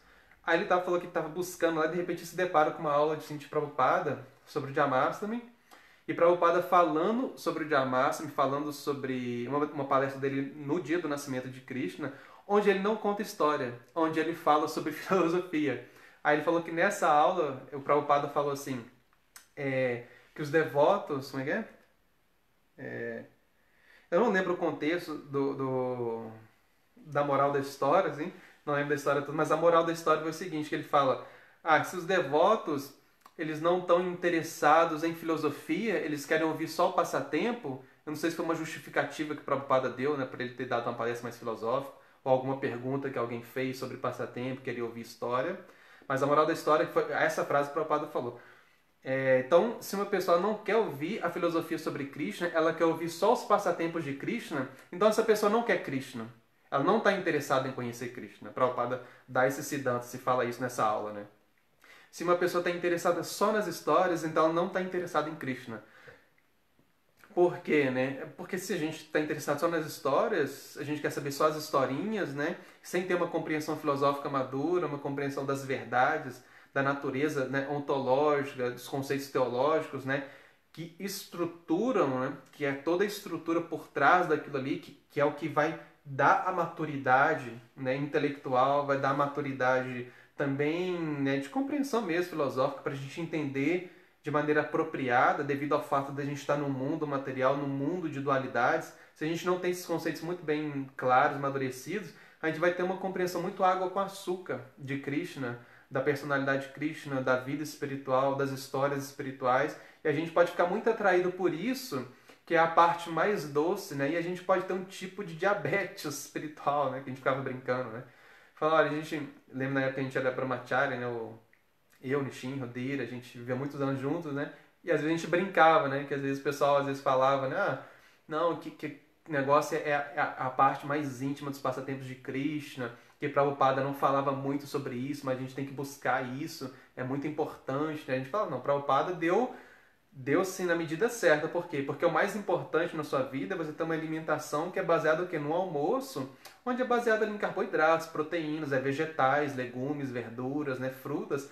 E a sobremesa o que que é? Sobremesa você vai lá e pega um pedacinho do doce e come aquela sobremesa no final. Você não vai comer o mesmo tanto de sobremesa, você não vai fazer um prato de, vamos supor, um prato de meio quilo ali de comida e um prato de meio quilo de sobremesa. Você vai ficar doente, você vai ficar diabético, né? Você vai desenvolver, sim, uma perturbação no seu sistema, assim, biológico, né? Você não vai dar conta, não tem como você sobreviver assim, né? Então, da mesma forma, a gente vê que o Prabhupada, por exemplo, ele fez isso. Ele deu uma compreensão muito mais filosófica, assim, muito mais pé no chão, muito mais racional, muito mais com bom senso de como a gente entender que a gente vai, como que a gente entender a aplicabilidade disso no nosso contexto que a gente vive, na nossa vida, como que esse conhecimento espiritual ele dialoga com a nossa realidade, como que a gente implementa ele na nossa vida, de acordo com a sua natureza. Ele deu muito mais instruções relativas a isso do que falou dos passatempos de Krishna. Os passatempos de Krishna realmente foram uma sobremesa, um docinho que ele dava. Aí ele contava uma história de Krishna e quando ele contava isso assim é o maior tesouro, porque você vê quando você começa a comer muito doce, você vê ali, você comeu um brigadeiro, você comeu 2 brigadeiros, assim, delícia, né? Terceiro no quarto, você nem tá sentindo mais o gosto do doce do brigadeiro, nem tá entendendo o que é brigadeiro mais, porque tudo ali, seu paladar já tá cheio de brigadeiro, já é muito doce. Então, a partir dali, daquele momento, é só problema para o seu organismo, né? Então, tem que ser na dosagem certa. A gente viu que o Prabhupada foi capaz de fazer isso. Ele deu toda uma estrutura, assim, filosófica, até institucional, toda a instituição que ele criou, a ISKCON, assim, é baseada nesse princípio, assim, que ele tem 4 lemas, né, que ele criou. Ele falava, não, na verdade eu não lembro se foi Prabhupada que criou isso não, mas ele falava isso. Livros são a base, né? Então ele fala que a base de tudo é a literatura, né? E a literatura que ele apresentou, que ele traduziu principalmente foi o quê? Bhagavad Gita, Srimad Bhagavatam, o Néctar da Devoção, depois o Chaitanya Charitamrita, né? O Ishopanishad, são textos que dão compreensão pra gente, assim, da vida espiritual muito madura, com bom senso, com o pé no chão, e não ficou enchendo a gente de passatempos, de histórias, para a gente não correr o risco de ficar diabético espiritual, ficar pegado às histórias e não conseguir colocar em prática, não conseguir fazer com que aquele conhecimento dialogue com a nossa vida, que tenha, como é que fala, relevância para a nossa vida. Primeiro vem isso, então o mestre espiritual, os grandes sábios, ele tem esse papel de preservar a tradição, o conhecimento espiritual vivo, e para isso ser preservado, ele tem que ter importância, ele tem que ser relevante. As pessoas têm que entender, tem que ter aplicabilidade na vida. Se não tem isso, isso é perdido, fica tudo perdido. Aí, por algum momento da história, isso vai se perder, porque não tem mais, não dialoga com a sua realidade, mas não faz parte da sua realidade. Pode ficar uma coisa assim que é muito lúdica, assim, é uma realidade muito transcendental, assim, muito mística, né? É um mundo espiritual que é inalcançável, né? Então, assim, a gente tem que ter também os passatempos, mas tem que ser dosado, com certeza. Maturidade tem que prevalecer nesse ponto aí, para a gente conseguir entender e até saborear de maneira correta, né? Então, Chaitanya, ele fala isso, né? Não, a gente tem que entender isso de forma apropriada. E aí, terminando, o que acontece? Chaitanya, depois disso, ele continua sua viagem e ele chega numa cidade. Antes disso, acho que o Chaitanya ele tinha encontrado o quinto capítulo da Brahma Samhita, num local que ele passou. É um texto que estava perdido, o Chaitanya estava louco para encontrar ele. Ele encontra só o quinto capítulo da Brahma Samhita, que é só o que a gente tem acesso hoje em dia. Aí depois ele chega numa outra cidade e ele vê que tinha uns brahmanas, tinha uma cópia do Kurma Purana, que também estava perdido, só existia aquela cópia. Aí ele pediu para fazer uma cópia para ele, aí ele fez uma cópia do Kurma Purana, e o Kurma Purana ele conta exatamente essa história de Sita Devi com Ravana. Aí ele volta para aquela cidade onde ele encontrou esse devoto de Ramachandra, depois dele ter instruído ele nessas verdades espirituais, que não tinha como Sita ter sido tocada, nem vista por Ravana, né, que era uma energia, que era uma sombra de Sita. E no Kurma Purana, o que fala? O Kurma Purana fala que narra a história assim, do Ramayana, de que na verdade Agni, que é a deidade do fogo, né, ela Sita se abrigou em Agni, né? Agni, então o que ela fez? Ela cobriu a forma espiritual de Sita e o próprio Agni produziu uma forma ilusória de Sita, que era a sombra de Sita. E foi essa forma ilusória que ficou no lugar da Sita verdadeira, é que Ravana levou, enquanto a forma espiritual de Sita, mesmo a própria Sita Devi, né? A Shakti de Krishna, a Shakti de Ramachandra, ela permaneceu livre sequer da percepção de Ravana, ficou completamente pura, intocável no reino de Agni, né? No reino do semideus do fogo ali.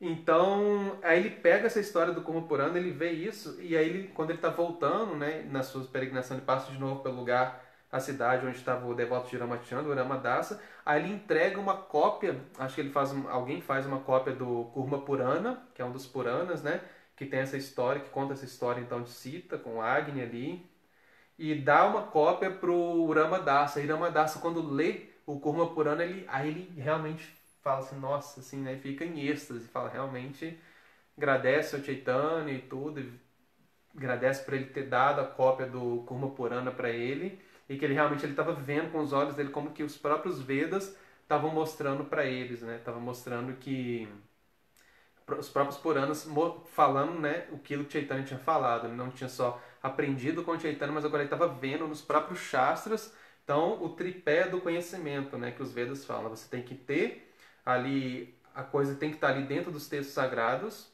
O mestre espiritual tem que te falar de acordo com os textos sagrados e de acordo com os sábios que mantêm a tradição viva ao longo da história. Todos eles têm que ter uma coerência entre eles. Então, Chaitanya foi e ensinou para ele, e ele foi e agora estava vendo o Shastra ali. Estava vendo a própria escritura sagrada mostrando aquilo que Chaitanya falou para ele, né?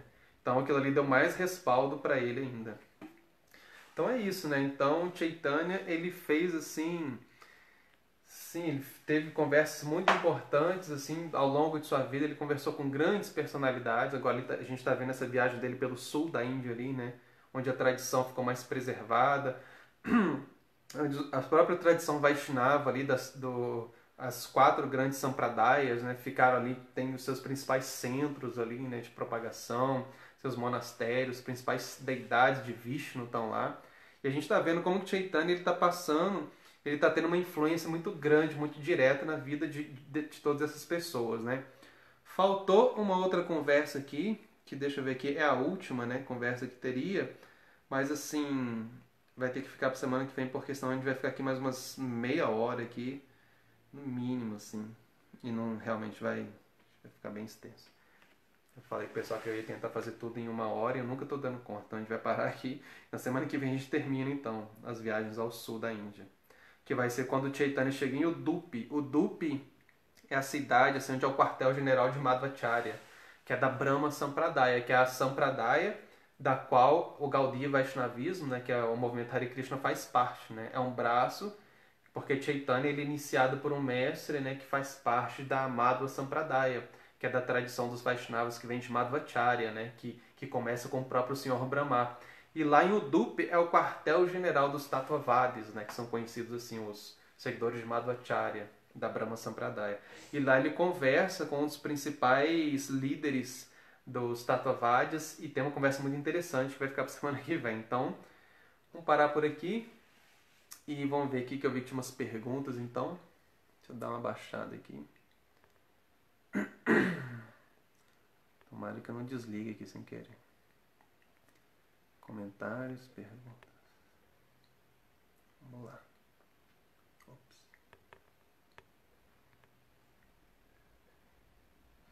Aqui a Luísa, né? A Luísa Vieira. Assim, na Madhurya-rasa, já que Deus é o casal divino, devemos prestar serviço amoroso para Radha também? Com certeza. Radha não é diferente de Krishna, né? Ela é a própria Shakti de Krishna, né? Então, assim como o exemplo que dá, Prabhupada usa muito, assim, os Vedas usam também, é que o Sol não tem diferença entre o Sol e o brilho do Sol, né? Tem alguma diferença, mas ao mesmo não tem. Porque o brilho do Sol, o Sol não existe sem o seu brilho, não existe sem o seu calor. Se a gente está falando que o Sol não tem brilho, então não tem calor, não é o Sol. Da mesma coisa que a gente falando da água. A água não molha. Uai, então que água que é essa que não molha? A água não é líquida, não molha. Então, assim, é a qualidade, são os atributos do Sol, é a Shakti, né? A potência, o poder do Sol, é o seu brilho, né? A sua luz, capacidade de iluminar, capacidade de esquentar dele, né? Mesma coisa Krishna, as suas Shakti, suas potências, elas basicamente, assim, têm a sua representação maior ali em Radharani. Radharani é a personificação da Shakti espiritual de Krishna, né? Da Shakti interna dele, né? Da sua Ladini Shakti, que é a sua potência de amor espiritual, que é a própria essência de Deus. A própria essência de Krishna é o amor, né? Todo Dharma, ele culmina, ele leva a gente em todos os aspectos, em todos os âmbitos em que o Dharma se manifesta na existência de qualquer ser vivo, todas as espécies de... no ser humano começa o Dharma, né? Vida humana. Então, todos os âmbitos em que o Dharma se manifesta na vida de um ser humano, que vai ajudando ele a compreender, desde das formas mais primárias, assim, a importância dele ter uma compreensão mais elevada de vida, de princípios, de valores elevados, etc. Tudo isso é para ajudar a culminar a pessoa a desenvolver amor por Deus, porque a essência, como os próprios Upanishads falam, né? A essência de Brahman é rasa, raso vai saha, fala o verso dos Upanishads, né? E isso aí está falando, não, o próprio Brahman, ele é rasa, ele é doçura, ele é essa substância, né? Que a gente entende de forma mais elaborada somente na filosofia de Chaitanya. Somente quando Chaitanya vem é que ele explica. Então, sim, o Radha e Krishna é o ápice de tudo isso, do amor expresso, né, espiritual. A gente falou sobre isso nos diálogos de Chaitanya com Ramananda Roy, isso acho que ficou bem claro. Assim, a gente falou muito, foram muitas lives, né, acho que umas 5 lives sobre Chaitanya e Ramananda Roy, e falou muito desse tema de Madhurya Rasa, né, da relação de amor de Radha e Krishna, né, das golpes que uma alma pode ter nessa relação íntima, entender Deus como seu amante, de querer amá-lo mesmo nesse amor puro, assim, completamente entregue, desinteressado. Então, sim, a gente deve prestar um serviço amoroso para Arada também. Inclusive, o mês de Damodara, que em sânscrito é Kartika, é o mês de Kartika. Kartika é o nome de Radharani, que tem a ver com Kirtida. Kirtida é a mãe de Radharani. Então, era muito comum antigamente, na cultura védica, na cultura indiana antiga, darem epítetos, assim, né, alguns nomes, tipo apelidos, assim, dos filhos em relação com os pais, né? Então, tipo assim, o nome da mãe de Radharani é Kirtida, então ela é a Kartiki. E aí tem o mês de Kartika, que é justamente a referência a Radharani, né? Então tem o pai que chama não sei o que, o filho tem um apelido que é tipo isso, né? Tipo isso, a gente vê, por exemplo, no caso de Krishna é um pouco diferente. de um homem, não sei como é que funciona, um pouco diferente, porque, por exemplo, a gente tem o pai de Krishna, né? É Vasudeva. Aí Krishna, ele é chamado de Vasudeva, com o A longo, né? Aquele acentozinho longo assim, né? Que parece um tio, mas é reto em cima do A. Ele dobra a duração de tempo da sílaba, né? Então o pai de Krishna é Vasudeva. E o nome de Krishna é Vasudeva. Então Vasudeva é como se fosse Vasudeva Júnior. Ele é o filho de Vasudeva. Aí tem um A longo, ele é o Vasudeva, né? Então tem isso, né? Então o mês de Kartika, por exemplo, é o mês de Radharani. E o mês de Radharani é o mês mais especial, né? Não tem diferença.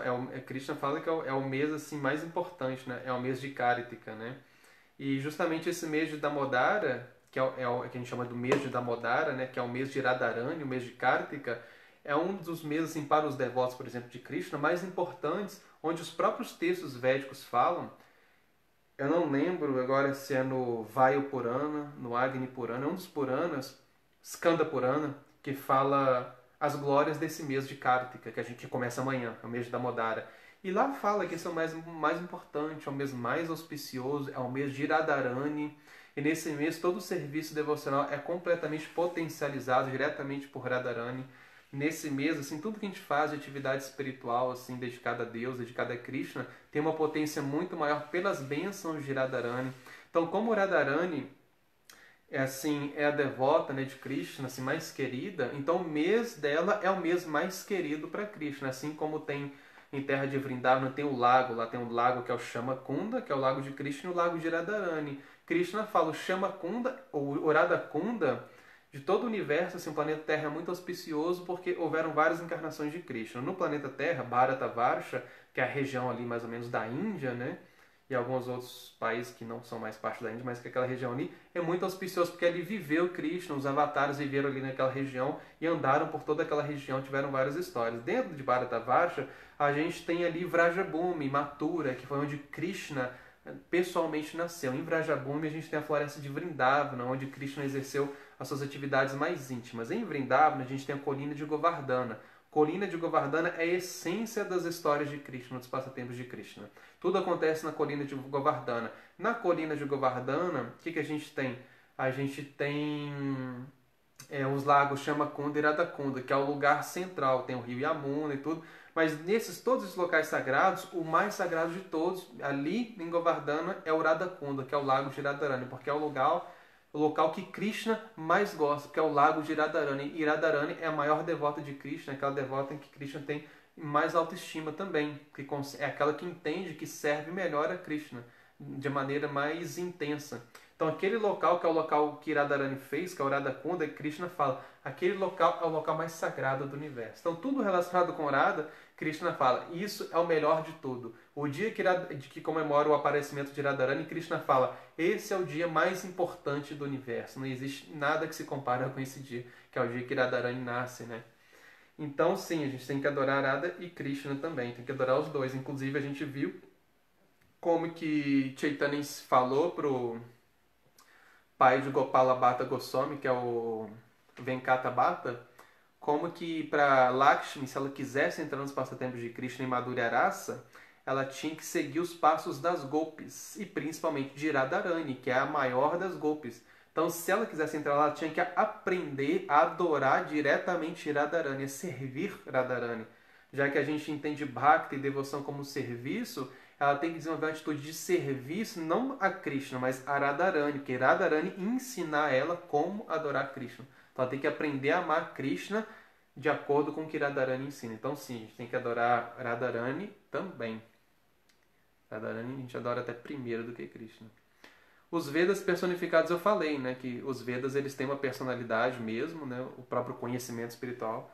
Eles assumem uma personalidade até para participar dos passatempos de Krishna, das histórias de Krishna, né? Então, os Vedas eles tiveram que assumir formas de gopis para entrar no mundo espiritual, porque a maior parte dos Vedas é falando sobre rituais, sobre filosofia, nas Upanishads, os Puranas têm as histórias, mas quando é para falar dos passatempos íntimos de Radha e Krishna, os Vedas não revelam ali com tanta especificidade.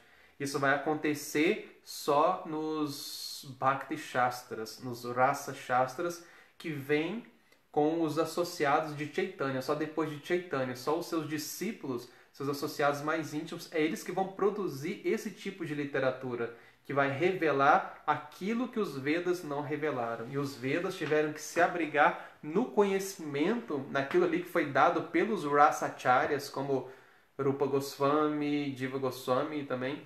Ele quer se abrigar nesse tipo de conhecimento para poder ter essa relação com Krishna, que é a relação que acontece movido pelo amor espontâneo de Madhurya Rasa, que acontece no humor das Gopis.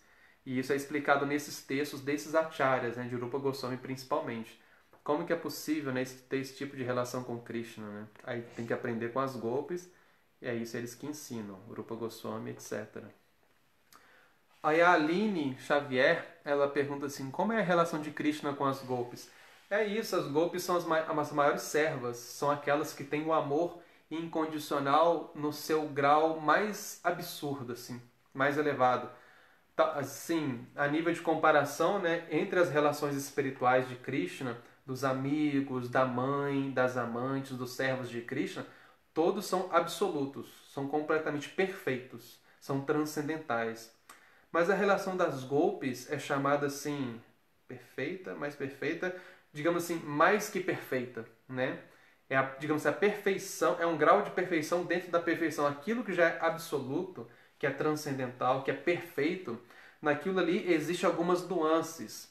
E é nessas nuances é que é possível entender, perceber como que as Gopis são supremas na sua relação com Krishna, porque elas estão dispostas a abandonar qualquer coisa, a transgredir, a passar por cima de qualquer coisa que possa manchar o caráter delas, por exemplo, para dar prazer a Deus, para cumprir o propósito divino, o propósito de Deus, para dar prazer a Krishna, para servir a Krishna. Então elas não se importam com nada mais a não ser realmente assim o prazer supremo e transcendental de Krishna. Então elas desconsideram qualquer outra coisa. Assim, para elas tudo se torna relativo quando se trata de Krishna. Então, às vezes, alguma coisa que alguém, alguma atitude que algum outro tipo de devoto, desses devotos perfeitos, poderia não conseguir fazer, elas são capazes de passar por cima desses elementos, assim.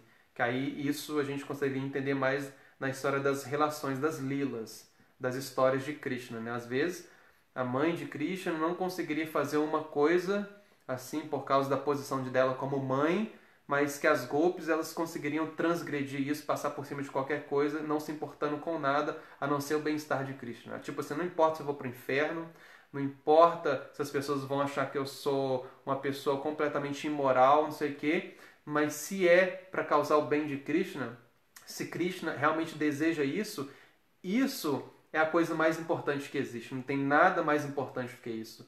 Krishna, ele é a verdade absoluta, né? Então todas as coisas, elas servem justamente ao propósito de Krishna. Então elas são capazes de passar por cima disso. Então a relação de Krishna com as Gopis é ela. E elas são capazes, por causa disso, de entregarem completamente tudo assim no seu grau mais puro e supremo. Elas têm uma relação direta pessoal com Krishna, que é o grau de intimidade, que é o amor conjugal, que é chamado de Madhurya, né? Então elas são capazes de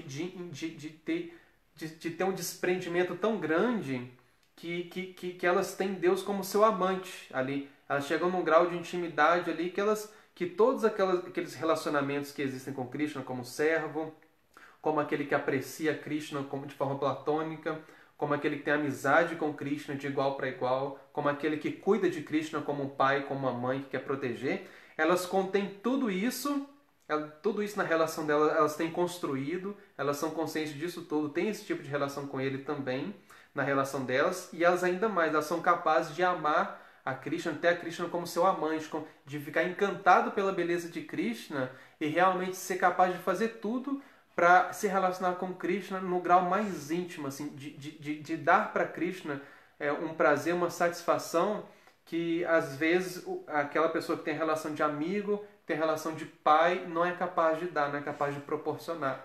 Apesar de serem perfeitos também, de serem relacionamentos transcendentais. Mas as Gopis, elas chegam num grau, que é um grau assim, que Krishna ele se despe assim, de algum tipo de comportamento que não permitiria ele expressar uma intimidade tão grande. Então as golpes, como elas são capazes de transgredir qualquer coisa, Krishna ele também passa por cima de tudo e se revela para elas no seu grau mais íntimo, que é essa relação assim que a gente tem, que é chamado de amante, né? De parakya rasa, né? É quando você ama uma pessoa, não tem uma relação de amor como um amante com alguém, e essa pessoa conhece tudo sobre você, você conhece tudo sobre essa pessoa também. É um grau de intimidade assim muito intenso que você tem com essas pessoas ali, né? Basicamente não existe máscaras ali por trás. É uma relação completamente motivada por sentimentos ali intensos. Você conhece muito bem a personalidade daquela pessoa, conhece os pontos fracos assim maiores daquela pessoa e tá tudo ali mais ou menos assim, a flor da pele. Você pode explorar todos esses sentimentos. É isso que Krishna faz com as golpes, né? Eles lidam nesse grau de intimidade tão grande onde eles exploram esse tipo de relacionamento. A gente vê que Krishna, na relação com as golpes, eles fazem muitas brincadeiras com as golpes, com Radharani, deixa ela chateada, fica explorando esses sentimentos de amor que ele sabe que ela tem com ele, que ela pode causar algum tipo de constrangimento, por exemplo, para Radharani, nesses passatempos transcendentais, mas que Radharani em nada vai diminuir o seu amor por ele. Ele tem completa liberdade para fazer o que quiser. É exatamente o último verso do Shikshastra, que é de Chaitanya. Foram as únicas 8 instruções que Chaitanya escreveu, deixou escrito, e o último dessas instruções, que são 8 instruções, 8 versos, ele fala... como é que fala? Mat prananatas tu soeva na pará. Ele fala, não importa se você, o que você vai fazer, ó Cristo, não importa se você vai ficar presente diante de mim ou se você vai despedaçar o meu coração. Você é completamente livre para tomar toda e qualquer atitude, pois você é o meu Senhor adorável incondicionalmente. Esse é o estado das golpes. Elas estão nesse estado de relação com Krishna. Então, Krishna, ali acontece, é um tipo de amor assim que passa por cima de qualquer coisa, né? Então é só com as golpes que isso acontece nesse grau.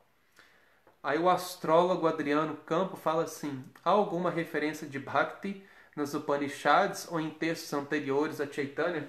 Referência tem, mas não tão explícita, né? A gente vê que, por exemplo, tem os Alvars, por exemplo, que basicamente foram eles que explicitaram mais esse conceito de Bhakti, assim, no Srimad Bhagavatam, isso está muito presente, né, o conceito de Bhakti. O próprio Bhagavatam, todo ele, o Jiva Goswami explica que o Bhagavatam, ele é a corporificação de Krishna, né? Os primeiros cantos ali, primeiro e segundo canto são os pés de Krishna, depois os outros cantos são a configuração das outras partes do corpo de Krishna, até chegar no 10º canto, que é o sorriso de Krishna. O sorriso de Krishna é aquilo que encanta. Você vê, contempla o rosto de Krishna, ele sorri para você, e aquilo ali toma você, arrebata você completamente, no êxtase espiritual, no amor. Você fica atraído, você fica apegado pela beleza de Krishna. Você não consegue parar mais de pensar nele, de desejar ele. Então, o 10º canto, por exemplo, é onde contam a história de Krishna. São 4 livros.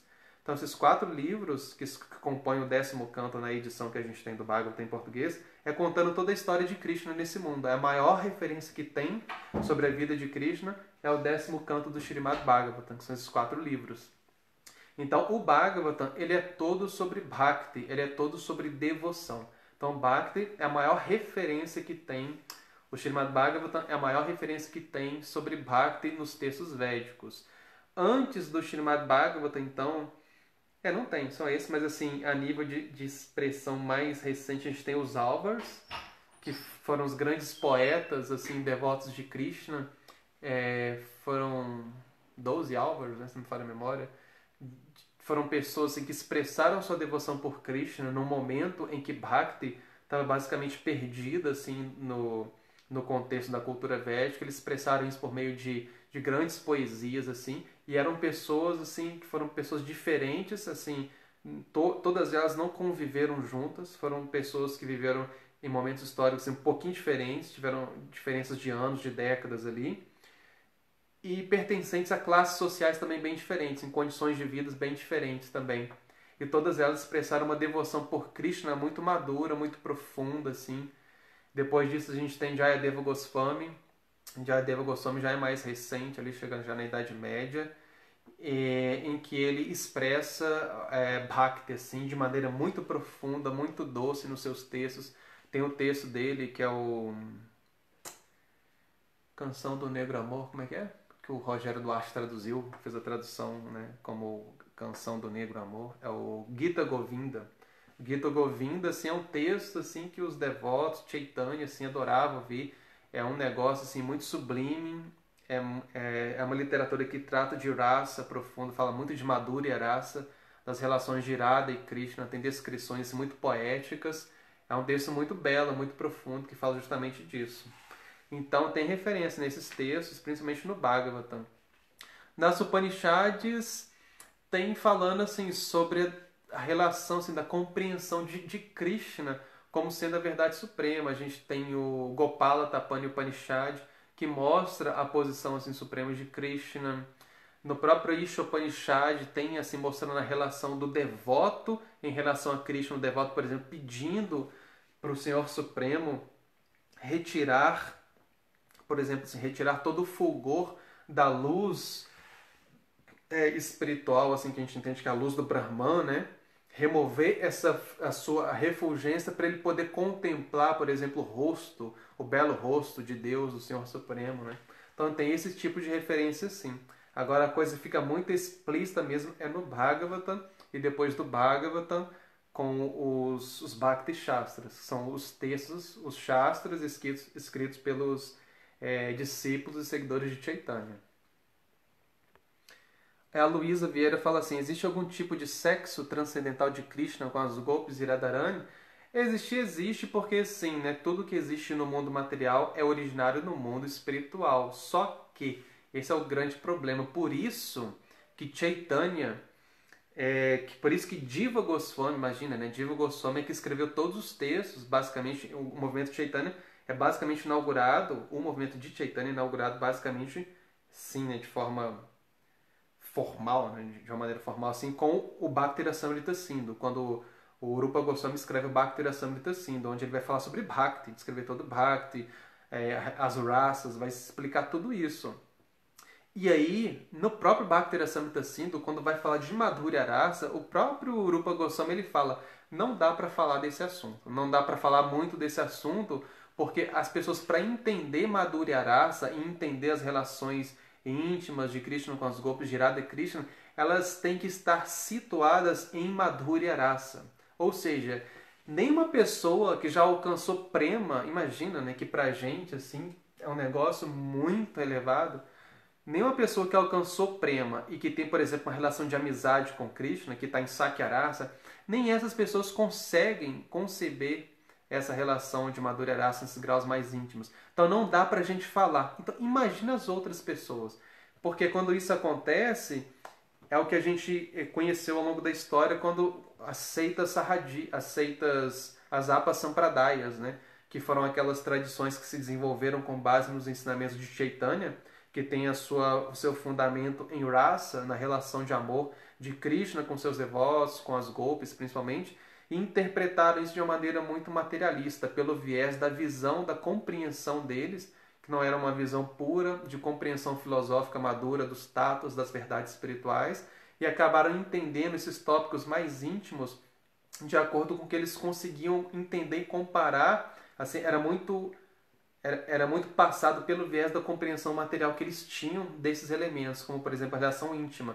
Então eles achavam, por exemplo, algumas dessas apasampradayas, dessas escolas, tradições desviantes, dessas seitas que desviaram o conhecimento, achavam que poderiam exibir uma relação com Krishna, ter uma relação conjugal com Krishna num corpo material, por exemplo. Então eles se vestiam de golpes, começavam a agir como golpes, achando que com isso eles estavam vivendo uma experiência transcendental de golpe. Sendo que a compreensão fundamental básica, filosófica, é que exatamente o mesmo ponto que Krishna falou por Ramadasa, é a compreensão de Tata, de verdade espiritual. Assim como Ravana não pôde nem sequer contemplar o corpo espiritual de Sita, o que dizer de Krishna ter uma relação espiritual com o corpo material? Krishna tem uma relação completamente transcendental com a nossa alma.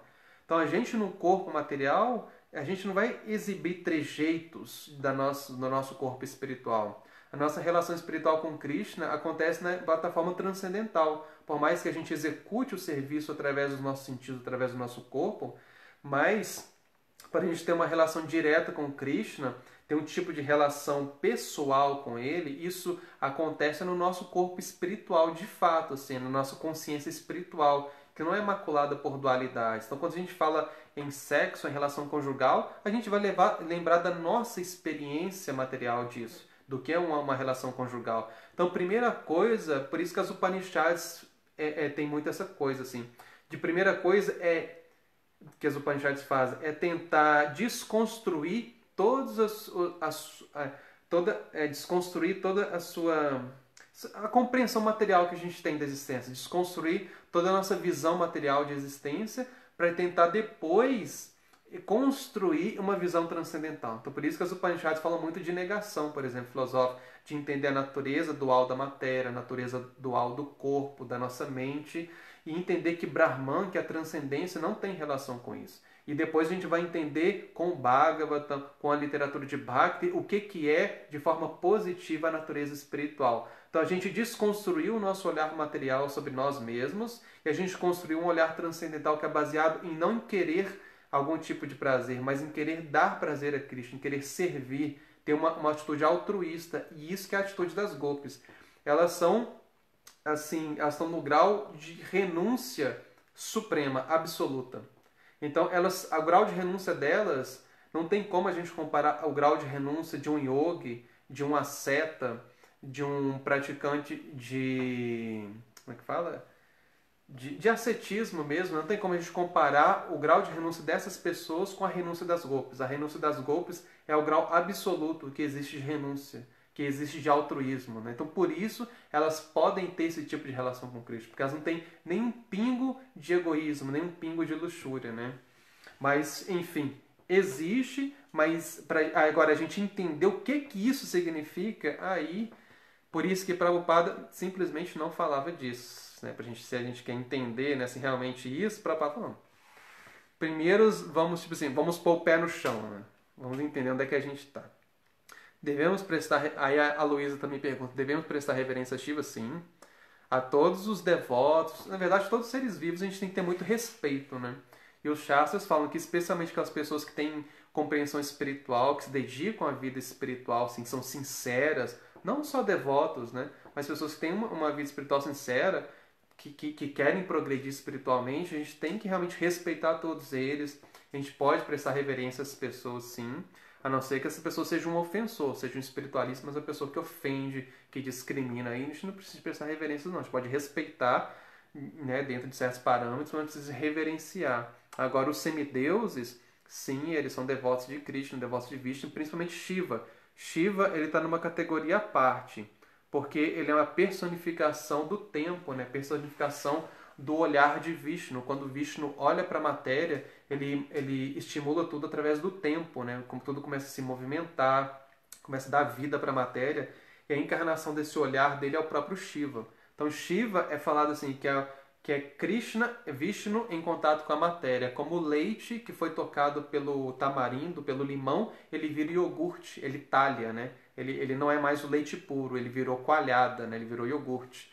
E assim mesmo, quando Vishnu ele olha para a matéria, esse contato dele com a matéria, que é quando ele injeta o tempo, ele fecunda a matéria ali com seu olhar espiritual, insere as almas no mundo material, esse olhar dele se transforma em Shiva. Então Shiva, ele é igual e diferente a Krishna. Então a gente realmente deve entender que Shiva, ele tem uma posição sublime entre os semideuses e ele é o maior devoto de Krishna. Tem um dos versos dos Vedas que fala Yata Vaishnavanam Shambho, que Shambho, que é Shiva, é o maior dos Vaishnavas, o maior dos devotos, né? Então ele é um devoto puro, com certeza deve prestar reverência a Shiva. Você pode até adorar Shiva como ele sendo o maior dos Vaishnavas, né? Não diferente disso, não é muito aconselhado. A gente ficar achando que ele é um semideus, que não tem nada a ver com Vishnu, com Krishna, não, ele é o maior devoto. A Luísa pergunta assim, essas vindas dos avataras são grandes teatros de Deus? São. O Bhagavatam fala exatamente isso, que Krishna ele é como como um ator e que vem aqui e representa os seus passatempos como um ator e depois ele volta, né? Ele termina os seus passatempos, é como um ator, realmente. as golpes, né? Acho que a Dani Azevedo tá falando que saiu as golpes. As golpes já foram humanas? Algumas sim. Algumas já foram humanas. São humanas, né? São formas humanas, mas já estiveram assim no planeta, no mundo material, sim. Com certeza, muitas delas. Algumas não, algumas são chamadas de Nityasidas, algumas são expansões diretas de Radharani, que nunca saíram do mundo espiritual, a não ser para vir cumprir propósitos, né, de quando Krishna vem, aí vem Radharani também em alguma forma, às vezes vem algumas golpes, vem os associados íntimos de Radha e Krishna, alguns deles vêm, né, sempre que Krishna vem em alguma forma, Radha também vem, os associados vêm para participar, para compor todo o cenário, para desenvolver os passatempos de Krishna. Alguns sempre vêm para ajudar a servir dessa forma. Então, algumas golpes sim, algumas golpes já foram humanas, assim, como nós, assim, réis humanos, que alcançaram essa posição de golpes. Todos nós podemos nos tornar, ter um corpo espiritual de golpe, o Siddhadeha, né? Nosso corpo espiritual, com o qual a gente vai se relacionar com Krishna pessoalmente em Vrindavana, em Goloka Vrindavana, num corpo de golpe, sim. Né? Só que pra gente chegar nesse ponto, assim, é a relação mais elevada que existe com Krishna, com Deus, né? Então, é algo muito sublime. Então é isso, parece que acabou aqui no Facebook. Parece que não tem perguntas, só comentários, né?